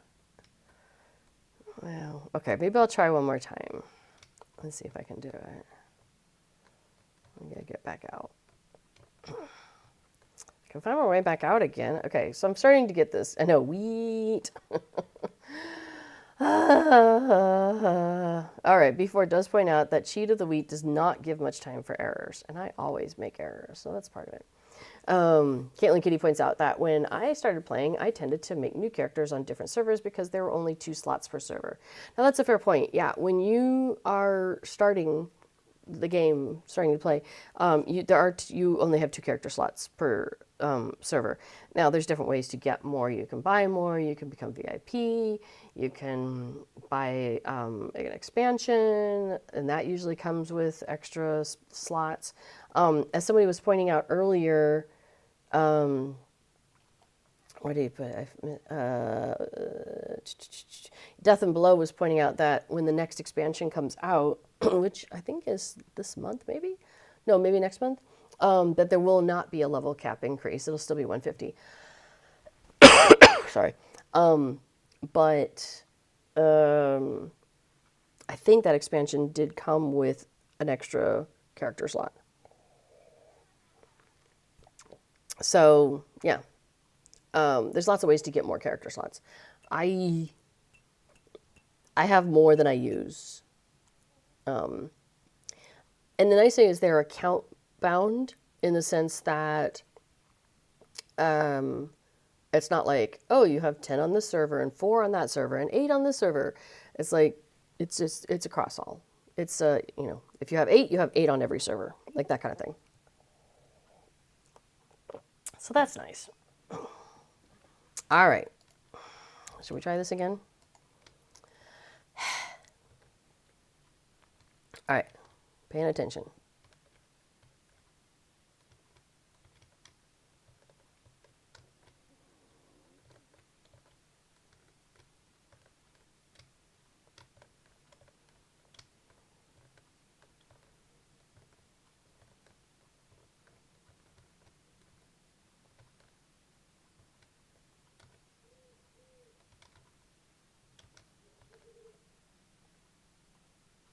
Hope I got that right. Yay! I got it. Whew. Okay, apparently I can't do cheat of the wheat and talk at the same time. Lesson learned. Yes, you did. Thank you, Caitlin. Yay! I appreciate that. Thank you, Caitlin Kitty. See, it's a group effort, right? That's one of the things I love about Lotro is, like, people are very encouraging. It's lovely. Like, earlier, oh, here we go. Hang on. She says, my word, you could not have made it through this maze any more quickly. That's pretty close. This overgrown field still seems to be changing. Perhaps the maze will be different by tomorrow. Indeed it will. Yeah. But yeah, that's one of the things I really like about Lotro is, like, the people are pretty chill and encouraging and helpful. Like, earlier, somebody in World Chat on the server was, like, struggling with, on the server on Mordor and Angmar, there's an added thing where these wraiths can come out and attack you. And so I was having trouble with that. And one person was like, well, just get better. It's like, yeah, okay. But then other people jumped in and they were like, here's the thing you can do. Here's the thing you can do. Here's the thing you can do. Remember to dispel corruptions. If you're playing this class, here are some things you can do that are class specific. And then when you do that, then switch over to this because that'll help you once you've gotten rid of the corruptions. Then you can just boom, boom, boom with this.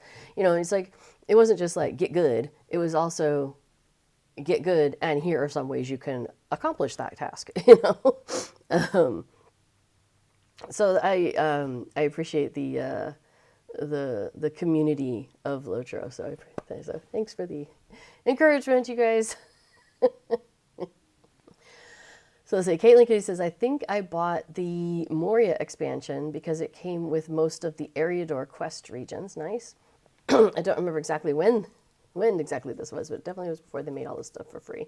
Yeah, I also, we before and I did also purchase Moria well after it came out because we started playing, or for him replaying, in the beginning of 2019. So Moria had been out for like a decade by then.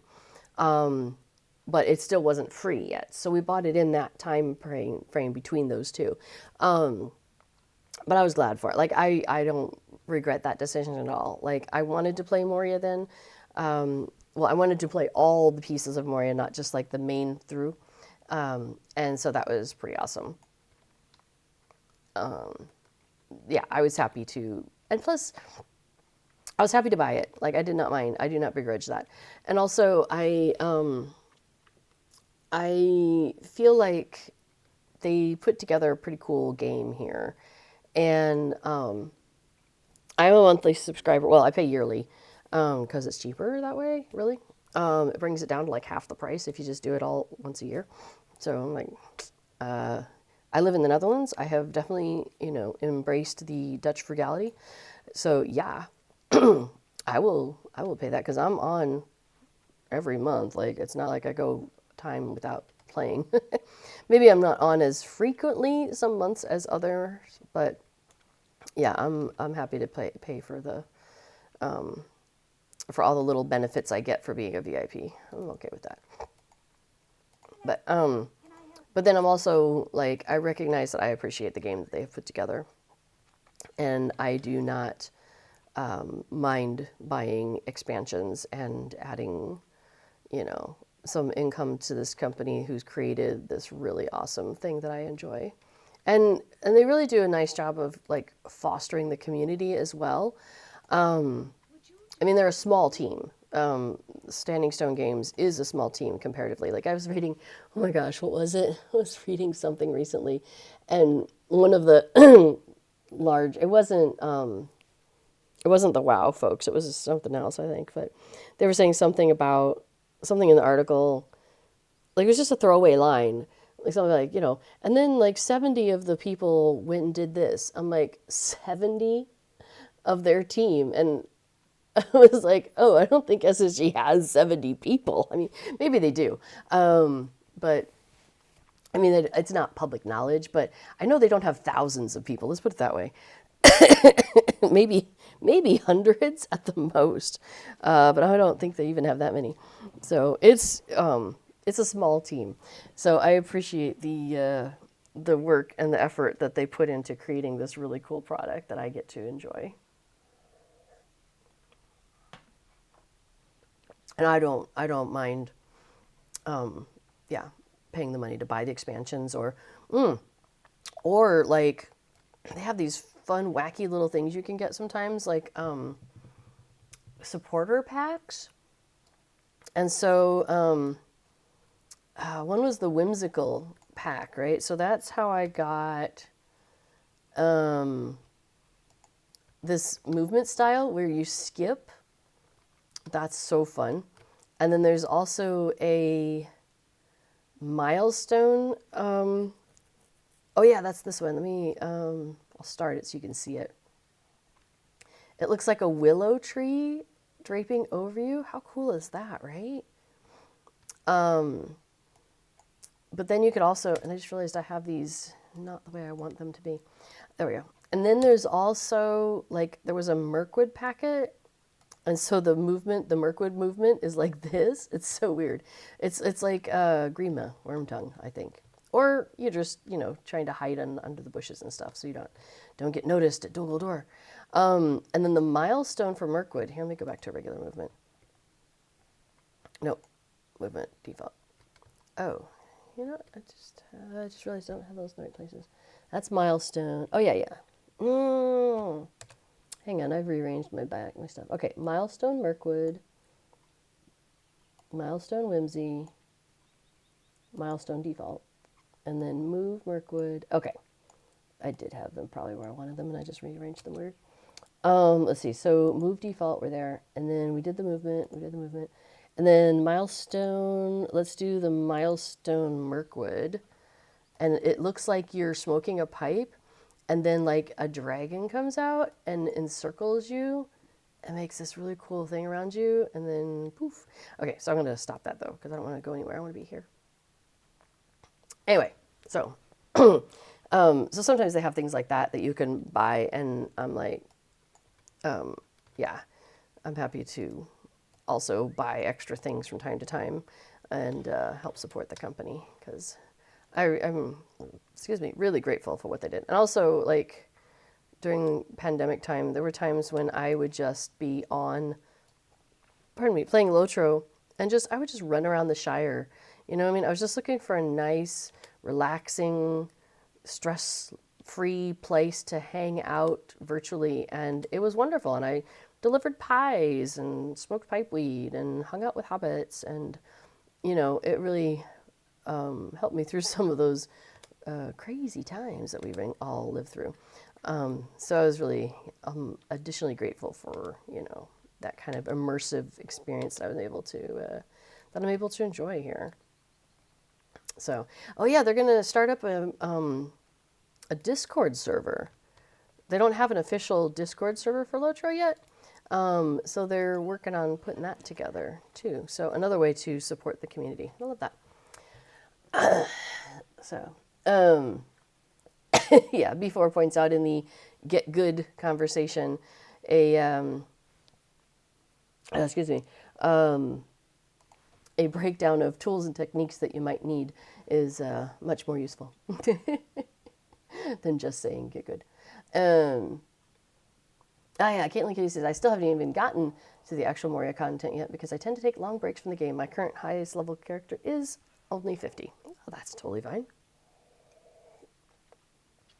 I'll bet if you wanted to go into Moria with folks, there'd probably be other people who would also be like, I would do that. I would go do Moria with you if you wanted, company and stuff and you get to it. First time went into Moria, I found it really confusing and I was constantly getting lost and falling off of things and it wasn't, I was like, a lot of that. But then each successive time we went through it, I felt like I understood a little bit more. I saw a little bit more. I found my way around a little bit more. Now, B4 has figured it out, and he's great at like taking us around. So every time we go into Moria with new characters, he usually takes the lead, and I'm very grateful for that, and I can just follow.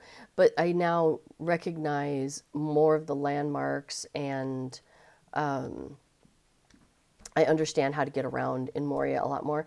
I tell you, it's so gorgeous. It's so massive and insane how huge things are, and just like the enormity of the spaces.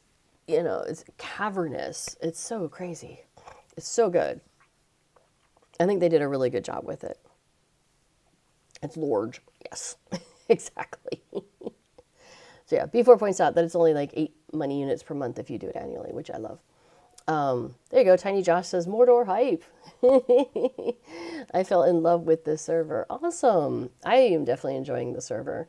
I'm in a kinship that is all about decorating our houses. So, you can tell where my interests lie. The Zen of Games says, I'm enjoying my time on Mordor. Wraiths were super hard in the beginning. Truth. Facts there. But getting easier with knowledge, skills, and gear. Yeah, I think now that we have had more time in dealing with the Wraiths, I agree. I think that understanding how they work and how to work together and like the corruption removals and that sort of stuff, I think that has made a huge difference in being able to combat those Wraiths. Tiny Josh says, if not for the Wraiths, I would go harder than Fearless on Landscape, but the way Harrowings are still a no solo for me.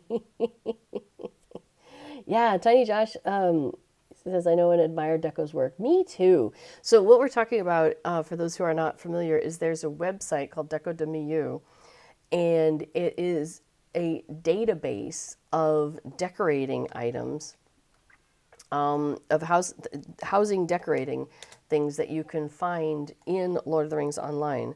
So let me grab the linkity-loo here. You're part of the Lonely Mountain band yourself. That's awesome. I was just, oh, hi, Casper. I was talking about the music scene just a little bit ago. that food on my desk is not for you. It's for me. This is Casper, everybody. So Kato was here earlier, but now we have Casper. Hi. I'm going to hold you for a second because I don't want you in front of my food. The cats are not big on being held yet, so he knows I'm not going to hold him for a long time. But I am going to move you a little bit. Thanks, sweet boy. What was I talking about? Oh, yeah, Deco de Mio. If you're ever wondering like what something looks like a housing item, and you're like, wonder what that looks like. If you can go to the Deco de Mio's website, and he'll have like pictures of the item kind of from different perspectives, and it's really nice. And then like every time there's new stuff, he'll go and get pictures of it, and then maybe like you're like, I really could use a fireplace. I wonder what fireplaces there are in the game. You can go and do a search for fireplaces, and that'll be listed. Like his website's so fantastic. I love the work he does. So yeah, when Mordor was going to open up, I'm like, well, that's where I'm going to play because I live in Europe. So I'm like, and I want to play on the European server, so that sounds great. And then and I want to try out this Wraith thing. That sounds pretty awesome too. But I was like, I don't really want to run a kinship right now. I don't think I have time for another kinship, right? Like, I'm like, what am I gonna do? And then somebody pointed out to me, they're like, Deco's putting together a kinship. I was like, perfect. I'm in. Like, there was not even a second question on that. I'm like, that is exactly the kind of kinship that works for me. I actually, there's a bunch of hobbits that I know that are on here also. So I have currently 5 characters on the server, and like half of them are in the Hobbit kinship and half of them are in Deco. And I know I said 5 and that's an odd number, and I said half. You just have to figure it out. But because I was like, well, I want to hang out with all my friends. So until they come up with a way where you can have a character in multiple kinships, and I don't even know if that's even possible, I just end up doing that where I'll have like some of my characters in one and some of my characters in another one. Over on Laurelin, it doesn't really matter because a lot of times the hobbits are all doing stuff together. So it doesn't necessarily, like, you'll see the same hobbits. And I'm also on the different Discord servers, so I can keep up with what's happening when I'm on top of the Discord, which I'm not currently. A little behind on that. So, all right. Well, I just went ahead and did the 2 pony races because, why not? More stuff. And, oh, you know what we should do? Hang on. Yeah. Okay. You know what we should do? We're going to go... Where are we going to do this?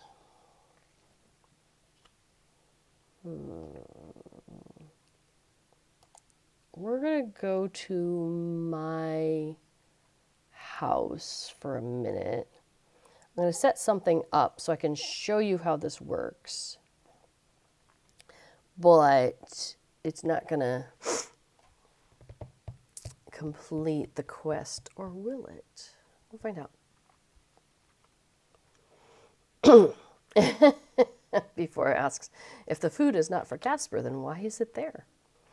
Okay, so this is my premium house here on the server, and I've hardly decorated it all, apparently. I thought I put a couple things out. Oh, well, that's about it, a couple. Oh, whoop-de-doodle. Hang on, I don't have my Wenda. I gotta go talk to Wenda. Hang on. Reverse. Back up, beep, beep, beep. Did not mean to run out. Okay, so Wenda Cranesbill is an NPC, and she is a VIP rewards vendor, which means that she can give me this lovely little bauble that I'm tossing down here on the bottom, which allows me to have access to my shared storage from like anywhere in the world, which is what I want. So I want to grab a handful of things here. Let's see. We want the doormats. And I wanted to grab the small grove of fiery fall trees because that is from this festival. So let me pop that out. Excuse me, let me pop that out into the yard. Ooh, let's go with, what does it need to be in? Just any yard item. All right, we'll just pop it there for the moment. Oh, that's nice. Oh, I like that. Okay, so I have from apparently 4 of my characters. I'm not sure what the 5th one didn't do. Or maybe I put it somewhere and forgot a lot and lost it. When you pick up the quest to do the trick-or-treating, and it's not called trick-or-treating, it's called troves. Hang on, it's called treats or trickery. Your character will get a doormat in a box, and then you open the box, and it tells you which treat you got. Apparently, 3 of my characters got the mint turtles. That's less diversity I was not hoping for. And one of my characters got Mad Baggins Gold. Now, it used to be that these were only able to be slotted into a doormat spot. So, for example, let me go back to this. So this is a doormat spot. These are doormats. I put it there. Boom. It's in a doormat spot. And because my house has 2 doormats, I could then place one over here. Boom. But at some point, SSG changed it. Oh, not wardrobe. Hang on. Let me go back to my shared storage and see if I can find the other doormat.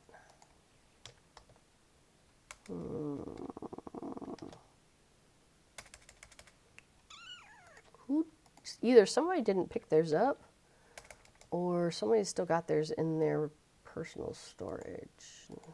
Oh, darn. Oh, wait. We're just going to have to work with these 4.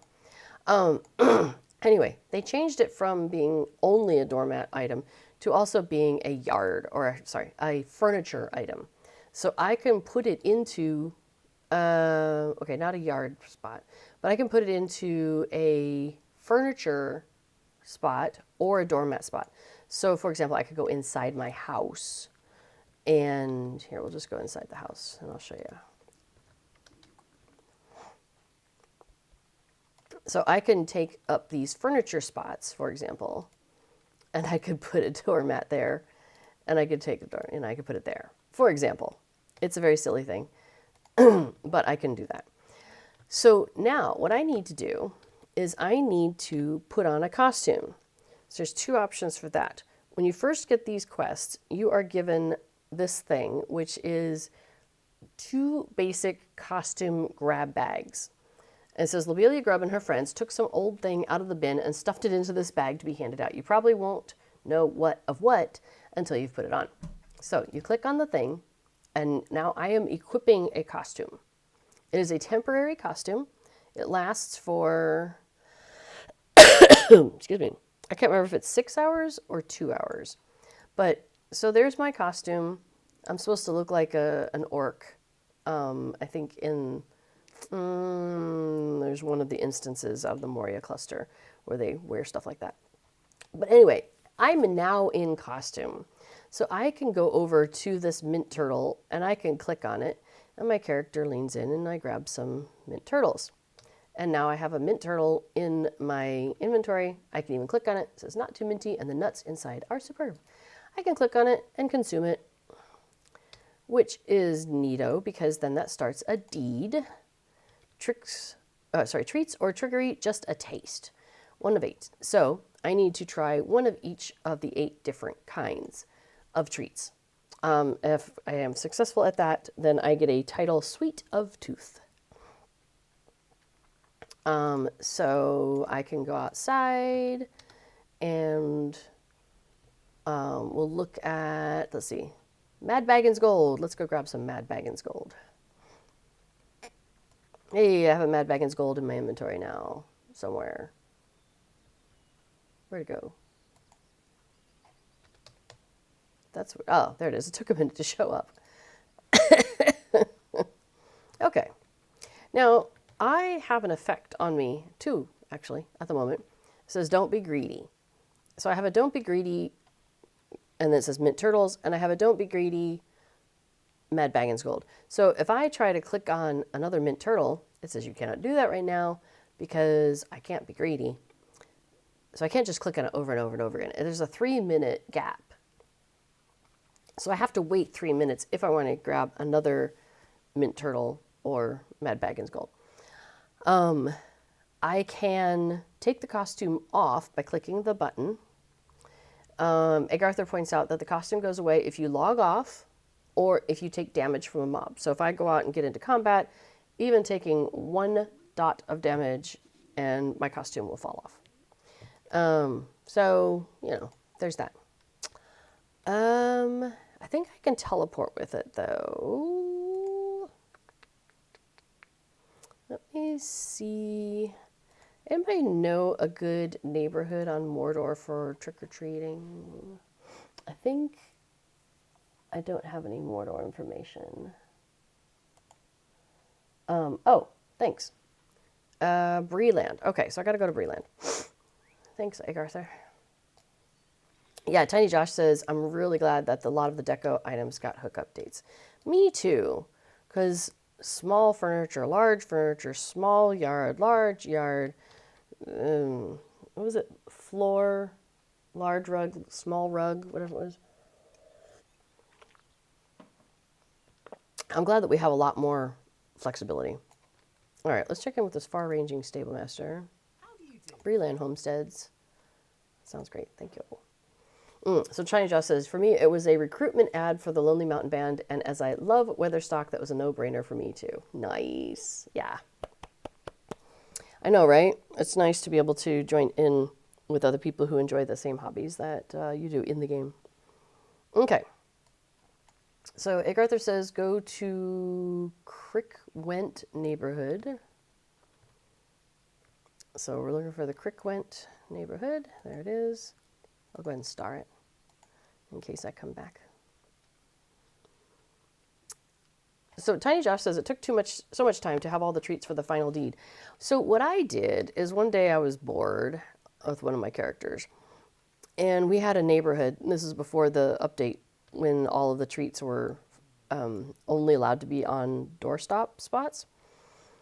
So I would circle and just do the circle because it would take 3 minutes to do the circle. So by the time you got back to the beginning of it, you were pretty close to 3 minutes. You may have to wait a minute.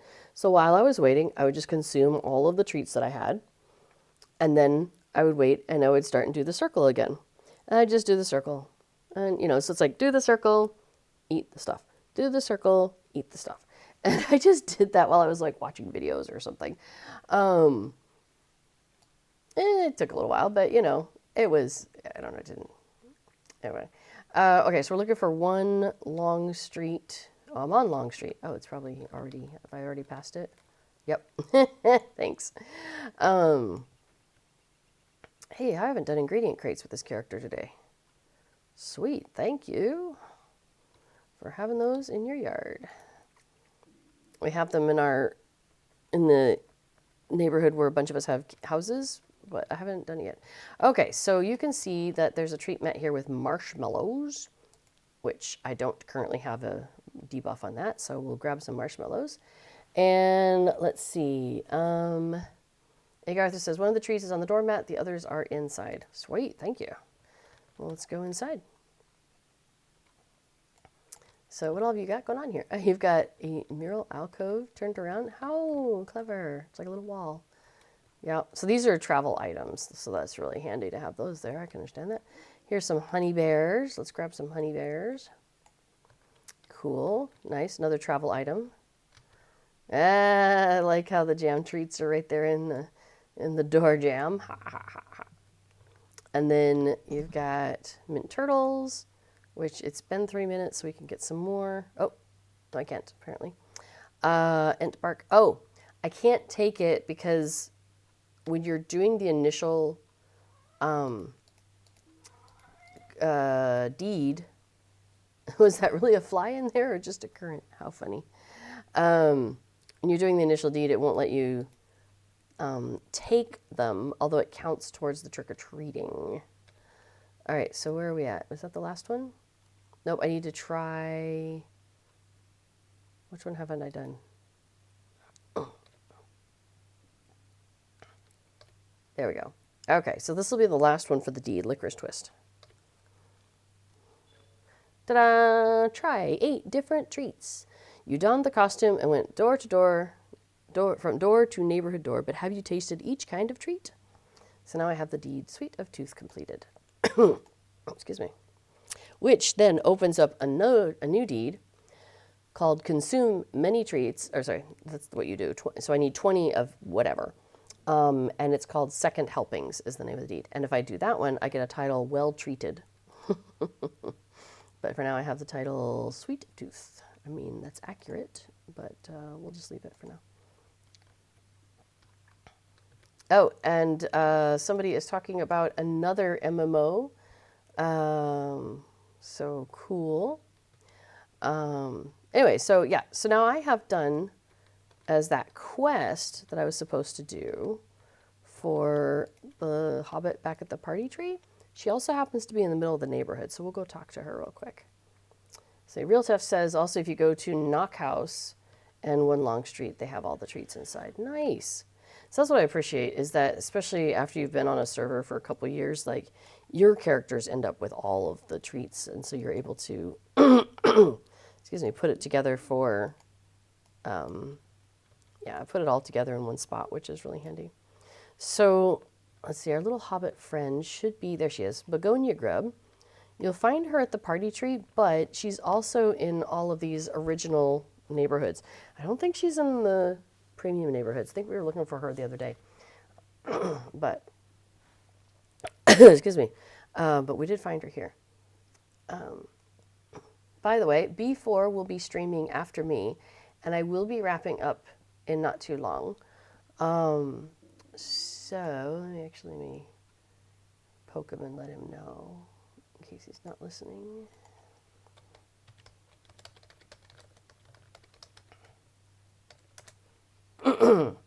Excuse me. Yeah, let's see it. Okay, so Begonia Grub, she's over at the party tree, and she's the one, awesome, that gives you the placemat, or the doormats, and then she also has this quest, Treats or Trickery, and she says go and do 6, go to 6, you know, collect 6 different treats, collect 6 treats, so do trick-or-treating 6 times. So you could do the same thing 6 times in a row, just wait 3 minutes in between, you know, you could totally do that. And then after you do that, she wants you to come back and tell her. So she says, you did it. How grand that my plan has come off. Tell me all about it. Which treats did you get? Did you try any of them? I must hear everything. Everything. So she's very excited about this. So you can go ahead and finish that with her. And that also finishes a deed. Treats or Trickery First Harvest. So you promised Begonia Grub that you would put on a costume and join in Treats or Trickery. And so you have. And so that gives you a title called The Sampler. So that one's also kind of fun. You've gone out on treats or trickery 1 time. So let's see, that finishes that one. But then it opens up a new deed. Let's see, that's First Harvest. And then, is it listed? Treats or Trickery Second Helpings, which is due 20.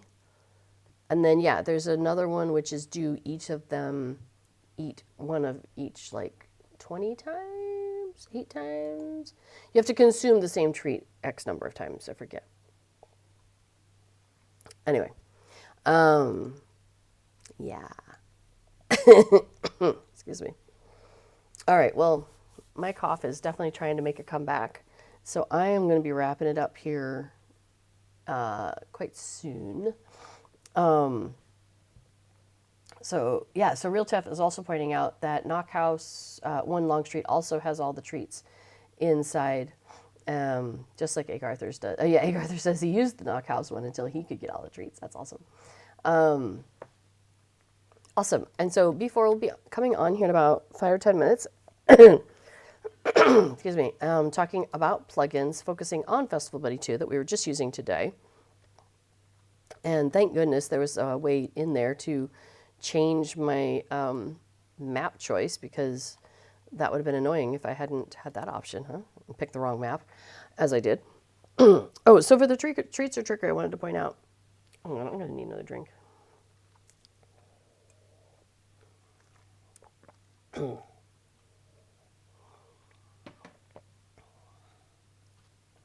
Tell you what, let's go to the party tree for this. So I've got this temporary costume on. Oh, here's something really funny, and it probably still persists, is that if I'm wearing this costume when I log out, you know how you've got that like preview of your character when you're logging, that it shows you in that costume, so that's really funny. It's very silly. But yeah, so I have this temporary costume, and so when she gave me her initial quest, and she gave me the trick-or-treat box, the box with the doormat, and then she also gave me that, excuse me, that pair of costumes. So I clicked on one of them, and so now I have, one left. So that's one way of doing a costume. Unfortunately, the different cosmetics that we can buy, you would think that, you could put them together and call it a costume, but it doesn't count, which is too bad. Hi, buddy. But you can use these temporary costumes from Begonia Grub that she gave you.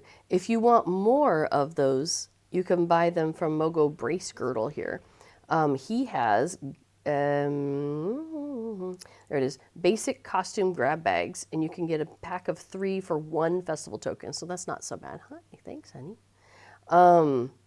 Or you can buy for Mithril coins these other costumes, Guise of Galadriel, Goblin, Gandalf, Goldberry, Tom Bombadil. They don't all start with G. And those are a permanent thing, a permanent skill that your character then has. And you can take those on, take them off, put them on, take them off, all you want. They are good forever. So that's a nice way to do the trick-or-treating thing. If you're going to do the day and the next day and the next thing and try to work on that, is to have one of these permanent reusable costumes, as opposed to the temporary ones that you get that come in like I've got now. Let's see. Death and Below asks, what is the cat's name? This is Casper back here. He's, how old are you, bud? Like 7 or 8, something like that. Let's see. Because they were 5 and 7 when we got them 2 years ago, right? I think that's right. I have to write these things down. We got these 2 cats from the animal shelter a few years ago. So Casper's the younger one. He's also the bigger one. Aren't you, sweetie? He's gotten really very lovey-dovey of recent, which is very sweet. So Casper is hanging out here on the back of the chair behind me, as you can see. And he's got like little white paws, and he's got some white under his chin. He's got much more white accents. And then Kato is actually on my desk right now. She's like right there. She's like loafing here on my desk. And she sometimes will come and sit on my lap, or she'll lay across my arm, or she'll like try to climb into my lap, which is kind of buffered by the desk. And so she kind of goes under the desk, but on my legs or between my legs, and just kind of creates like a little cave there for herself. And so she's very cute. But I don't know, she's definitely more into loafing on my desk the last few days, so I'm not sure what's going on there. But her nails, her claws get a little long sometimes, so we usually take them to the vet and get her trimmed back a little bit. And of late, she is catching on everything, including the blanket that I put over my lap. So that could be a reason why she's not climbing on my lap as much right now. Are you eyeing my lap? Would you like to take it over, Casper? I know he is looking. Maybe I could lay down there now that she's not there. So Tiny Josh mentions, I really wish Gil-galad and Elendil wouldn't talk that much, but I don't want to go via Mossword, so high elf intro it is. Yeah, I understand. Where are you off to? All right, bye. Yeah, Agartha says, yeah, the high elf tutorial definitely needs a say less option. You know, the high elf tutorial is what I do when I'm like, I want to make sure I have a lot of good stuff coming out of the intro. So I put the earrings on as soon as I can, all of that business. And I like put on a video or something at the same time, and so I can just flip back and forth and be like, do do do do do do do do do do do the things. I see somebody's throwing stuff at me. Well, to be fair, I do the same thing.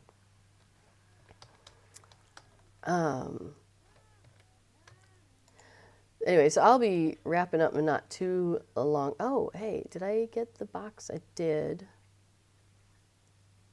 So there's the secret treasure box, is the one in the basement. You can do that once every 24 hours.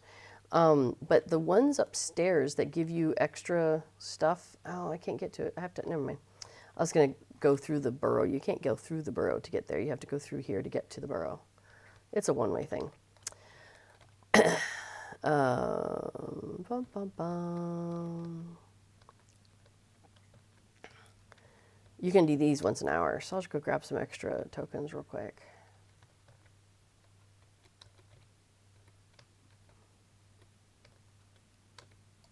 Yeah.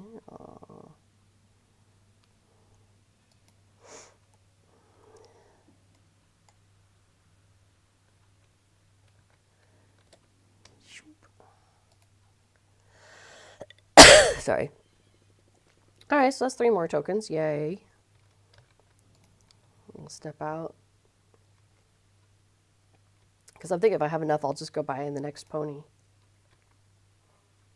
So yeah, when you come through that door, the mysterious door, if you step through it, you end up in the burrow and just turn around and go back through the door you just came, and it takes you to the outside of the burrow. So, you know, it's like magic. All right, let's see if we got enough. I think we do. Oh, and hey, I can use that last trick that I have. Awesome. All right, let's grab another mount. So the steed of the autumn traveler is so pretty. Let's grab that. All right, cool. So now I should have... That's the only problem with starting new characters is like you always got to start over with all the mounts and the pets and the outfits and everything. Oh, I've noticed something weird on Mordor, and I think other people have mentioned it too, that when you go to open up the collections panel, which is just like Shift C,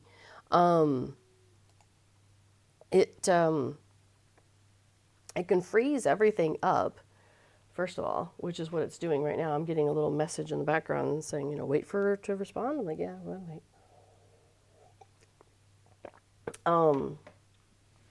So yeah, it can freeze up everything. And then when it does open the panel, sometimes it's like it duplicates the item over and over and over and over.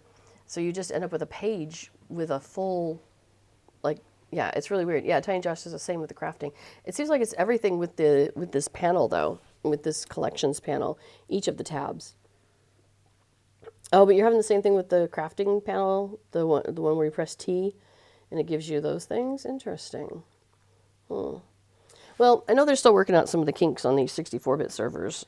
So, I mean, that can be a reason why you would or would not want to try Mordor, because when it's going well, like, you don't have the lag that you do on others. So, Real Stuff, I know you say that that's only the first time you use it on a new character, but this is not the first time I've opened this panel on this character. I have opened this panel multiple times on this character. I mean, not today, but in general.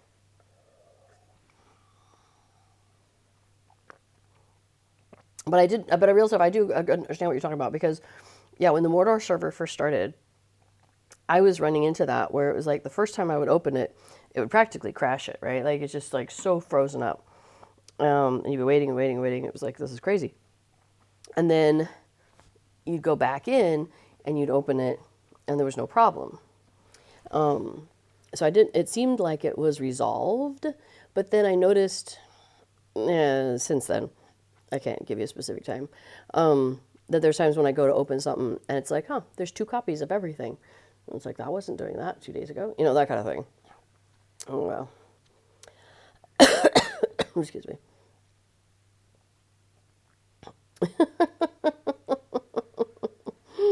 Tiny Josh says, well, it's definitely going smoother than the regular servers. However, West Angmar spaghetti code is very noticeable. It's so funny because, like, some of the stuff that they programmed early on, right?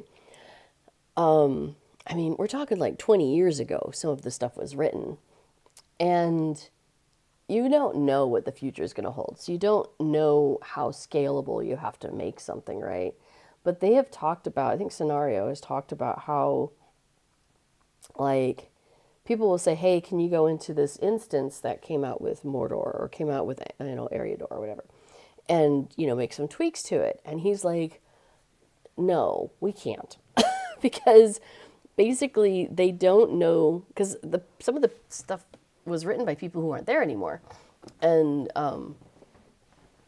so it's like you go in to make a change and it breaks the whole thing, even though you're like, changing the color of this rock should not be having the impact that it has on all these things. And yet somehow it does, So it's just crazy how it can all be connected sometimes. So I know that that's definitely like present on their minds when they're creating things now.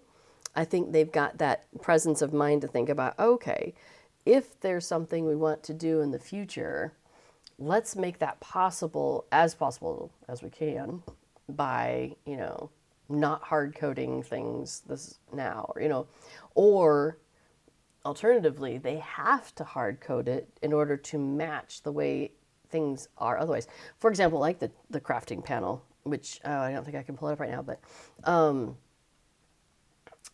excuse me, with the crafting panel, they wanted to, because the way it's set up is, you have to do, tier 1 in order to unlock tier 2. You have to do tier 2 to unlock tier 3 and so forth, like that unlocking thing, right? And they wanted to kind of do away with that or change it. And who is it? Orion, I think, came back and he's like, yeah, we just couldn't do it. Basically, like, we had all these hopes and dreams and ambitions, and we got in there and started trying to make it happen, and it was like, it was not happening.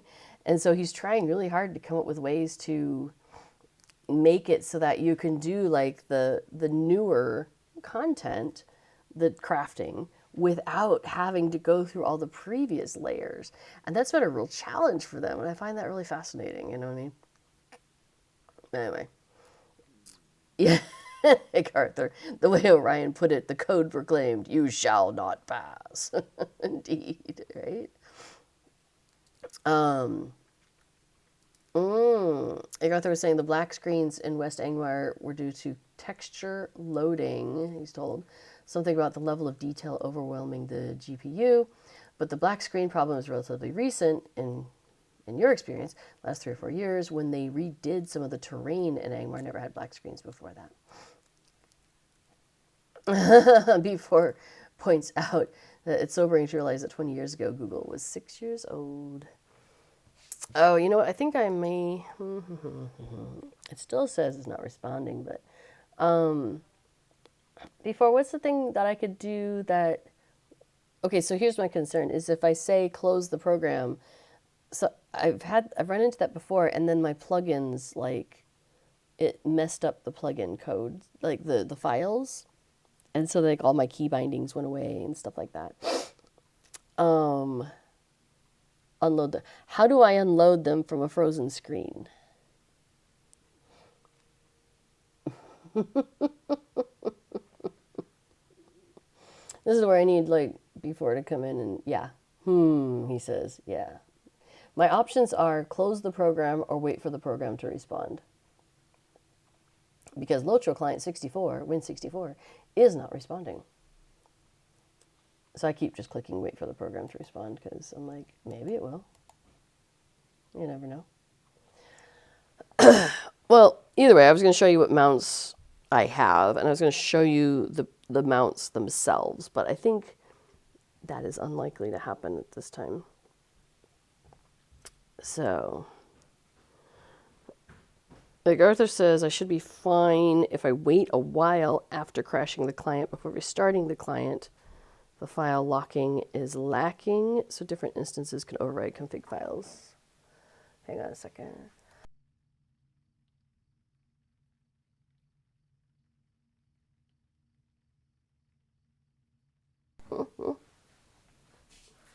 Well, either way, I think I'm going to go ahead and wrap up here. Excuse me. Didn't hear that cough coming. Before I was going to be getting on here in just a few moments to start his stream called Plugging Along. Oh, I totally forgot. So Extra Life is coming up, and I will have some widgets that look like these little joy balls in the future. I meant to have them up and ready today, but these are last year's information. So, yeah, I'll be mucking about with the widgets and make sure they have the right information and they're not overlapping each other like they are right now. But last year, my goal was to raise $750 for Extra Life. Extra Life being an event that happens once a year, or at least that was the original thing, where people spend a day like playing video games, and then you as the watchers can go to the Extra Life link and donate money, and that money goes to help fund children's hospitals in North America. So we, on the stream team here, on the Locho stream team, enjoy participating in that. And so I will be participating in it this year with the team, as I have in the last couple years. Is this my third or my fourth year? My fifth year? Fourth year? I'm not sure. I've done this a few times. So I will have on my screen leading up to it. So the day we'll probably do it. Let me rewind just a smidge. The day itself, the Extra Life game day, is Saturday, November 2nd. And because it's a Saturday, a lot of times we don't do it. We'll do it like during the week, so that way Cordovan is doing it from work. But I think we might end up actually doing it on the Saturday this year, on the actual game day, instead of on the Friday before or Friday after or whatever. So I think we're doing it on the 2nd of November. So sometime before that, I will make sure I've got like a little thing on my screen there that'll tell you how much our team has raised, and then I'll have a thing on there also telling you how much I have raised personally towards the whole thing. The cool thing for you guys as watchers is that there'll be a community loot list that Cordovan's putting together, and you can pick things off of that list, and there are fun things in the game. So like codes for cosmetic pets, or there's a couple housing items or titles, or there's various things that you can get off of that community loot list as a thank you from SSG for participating in the fundraising. So yeah, B4 has posted a link to last year's information that was on Locho.com. And so Cordovan will have the information for this year up pretty soon. I know he said he was going to hopefully get that out really soon. So I will have my widgets up hopefully by next week. I meant to do it by today, and then having this cold is throwing me off. So hopefully I'll have it up by next week, and we can start fundraising in advance of the game day. And then on the game day itself, we'll have extra giveaways, and it's like a big party, and it's a lot of fun. So put that on your calendar, Saturday, November 2nd. If you have some free time, come by this Twitch channel. We'll be streaming. I think last year we did like 12 or 14 hours in a row, just like one to the next person. We just like kept swapping off to the next person. That was a lot of fun. I think that's what we'll be doing again this year. That'll be fun. So, yeah, hopefully we'll see you guys for that. But I'll be back next week as usual for my stream. What is today? Today is the 22nd. Yeah. So next week is the 29th. So yeah, so next week will be the last stream before the Extra Life stream day. For me. Yeah. So hopefully I'll have the widgets up in case you can't participate and stuff like that on the day itself. You can still, donate. You can actually donate to my thing anytime. Like I'll make sure I got the link up, but you just go to Extra Life and you just donate under my name or anybody on the team, for that matter. It doesn't matter. It doesn't matter who you do it under, and you still get stuff off the community loot list. You don't have to do it during a stream. I like to, my Hobbit, I'll do a little backflip in the game for you if you donate while I'm streaming, because if I see it come through, I'll do a little backflip. That's fun. So, anyway, I think B4 is about ready to go. So, thank you everybody for joining me today on our little festival adventures. Next week we'll do more festival, and yeah. So stick around for B4. He'll be talking about plugins and showing you all sorts of fun stuff that he's working on with the Festival Buddy too. And I will see you all next week. And I'll see you in the chat too. All right. Have a great rest of your day.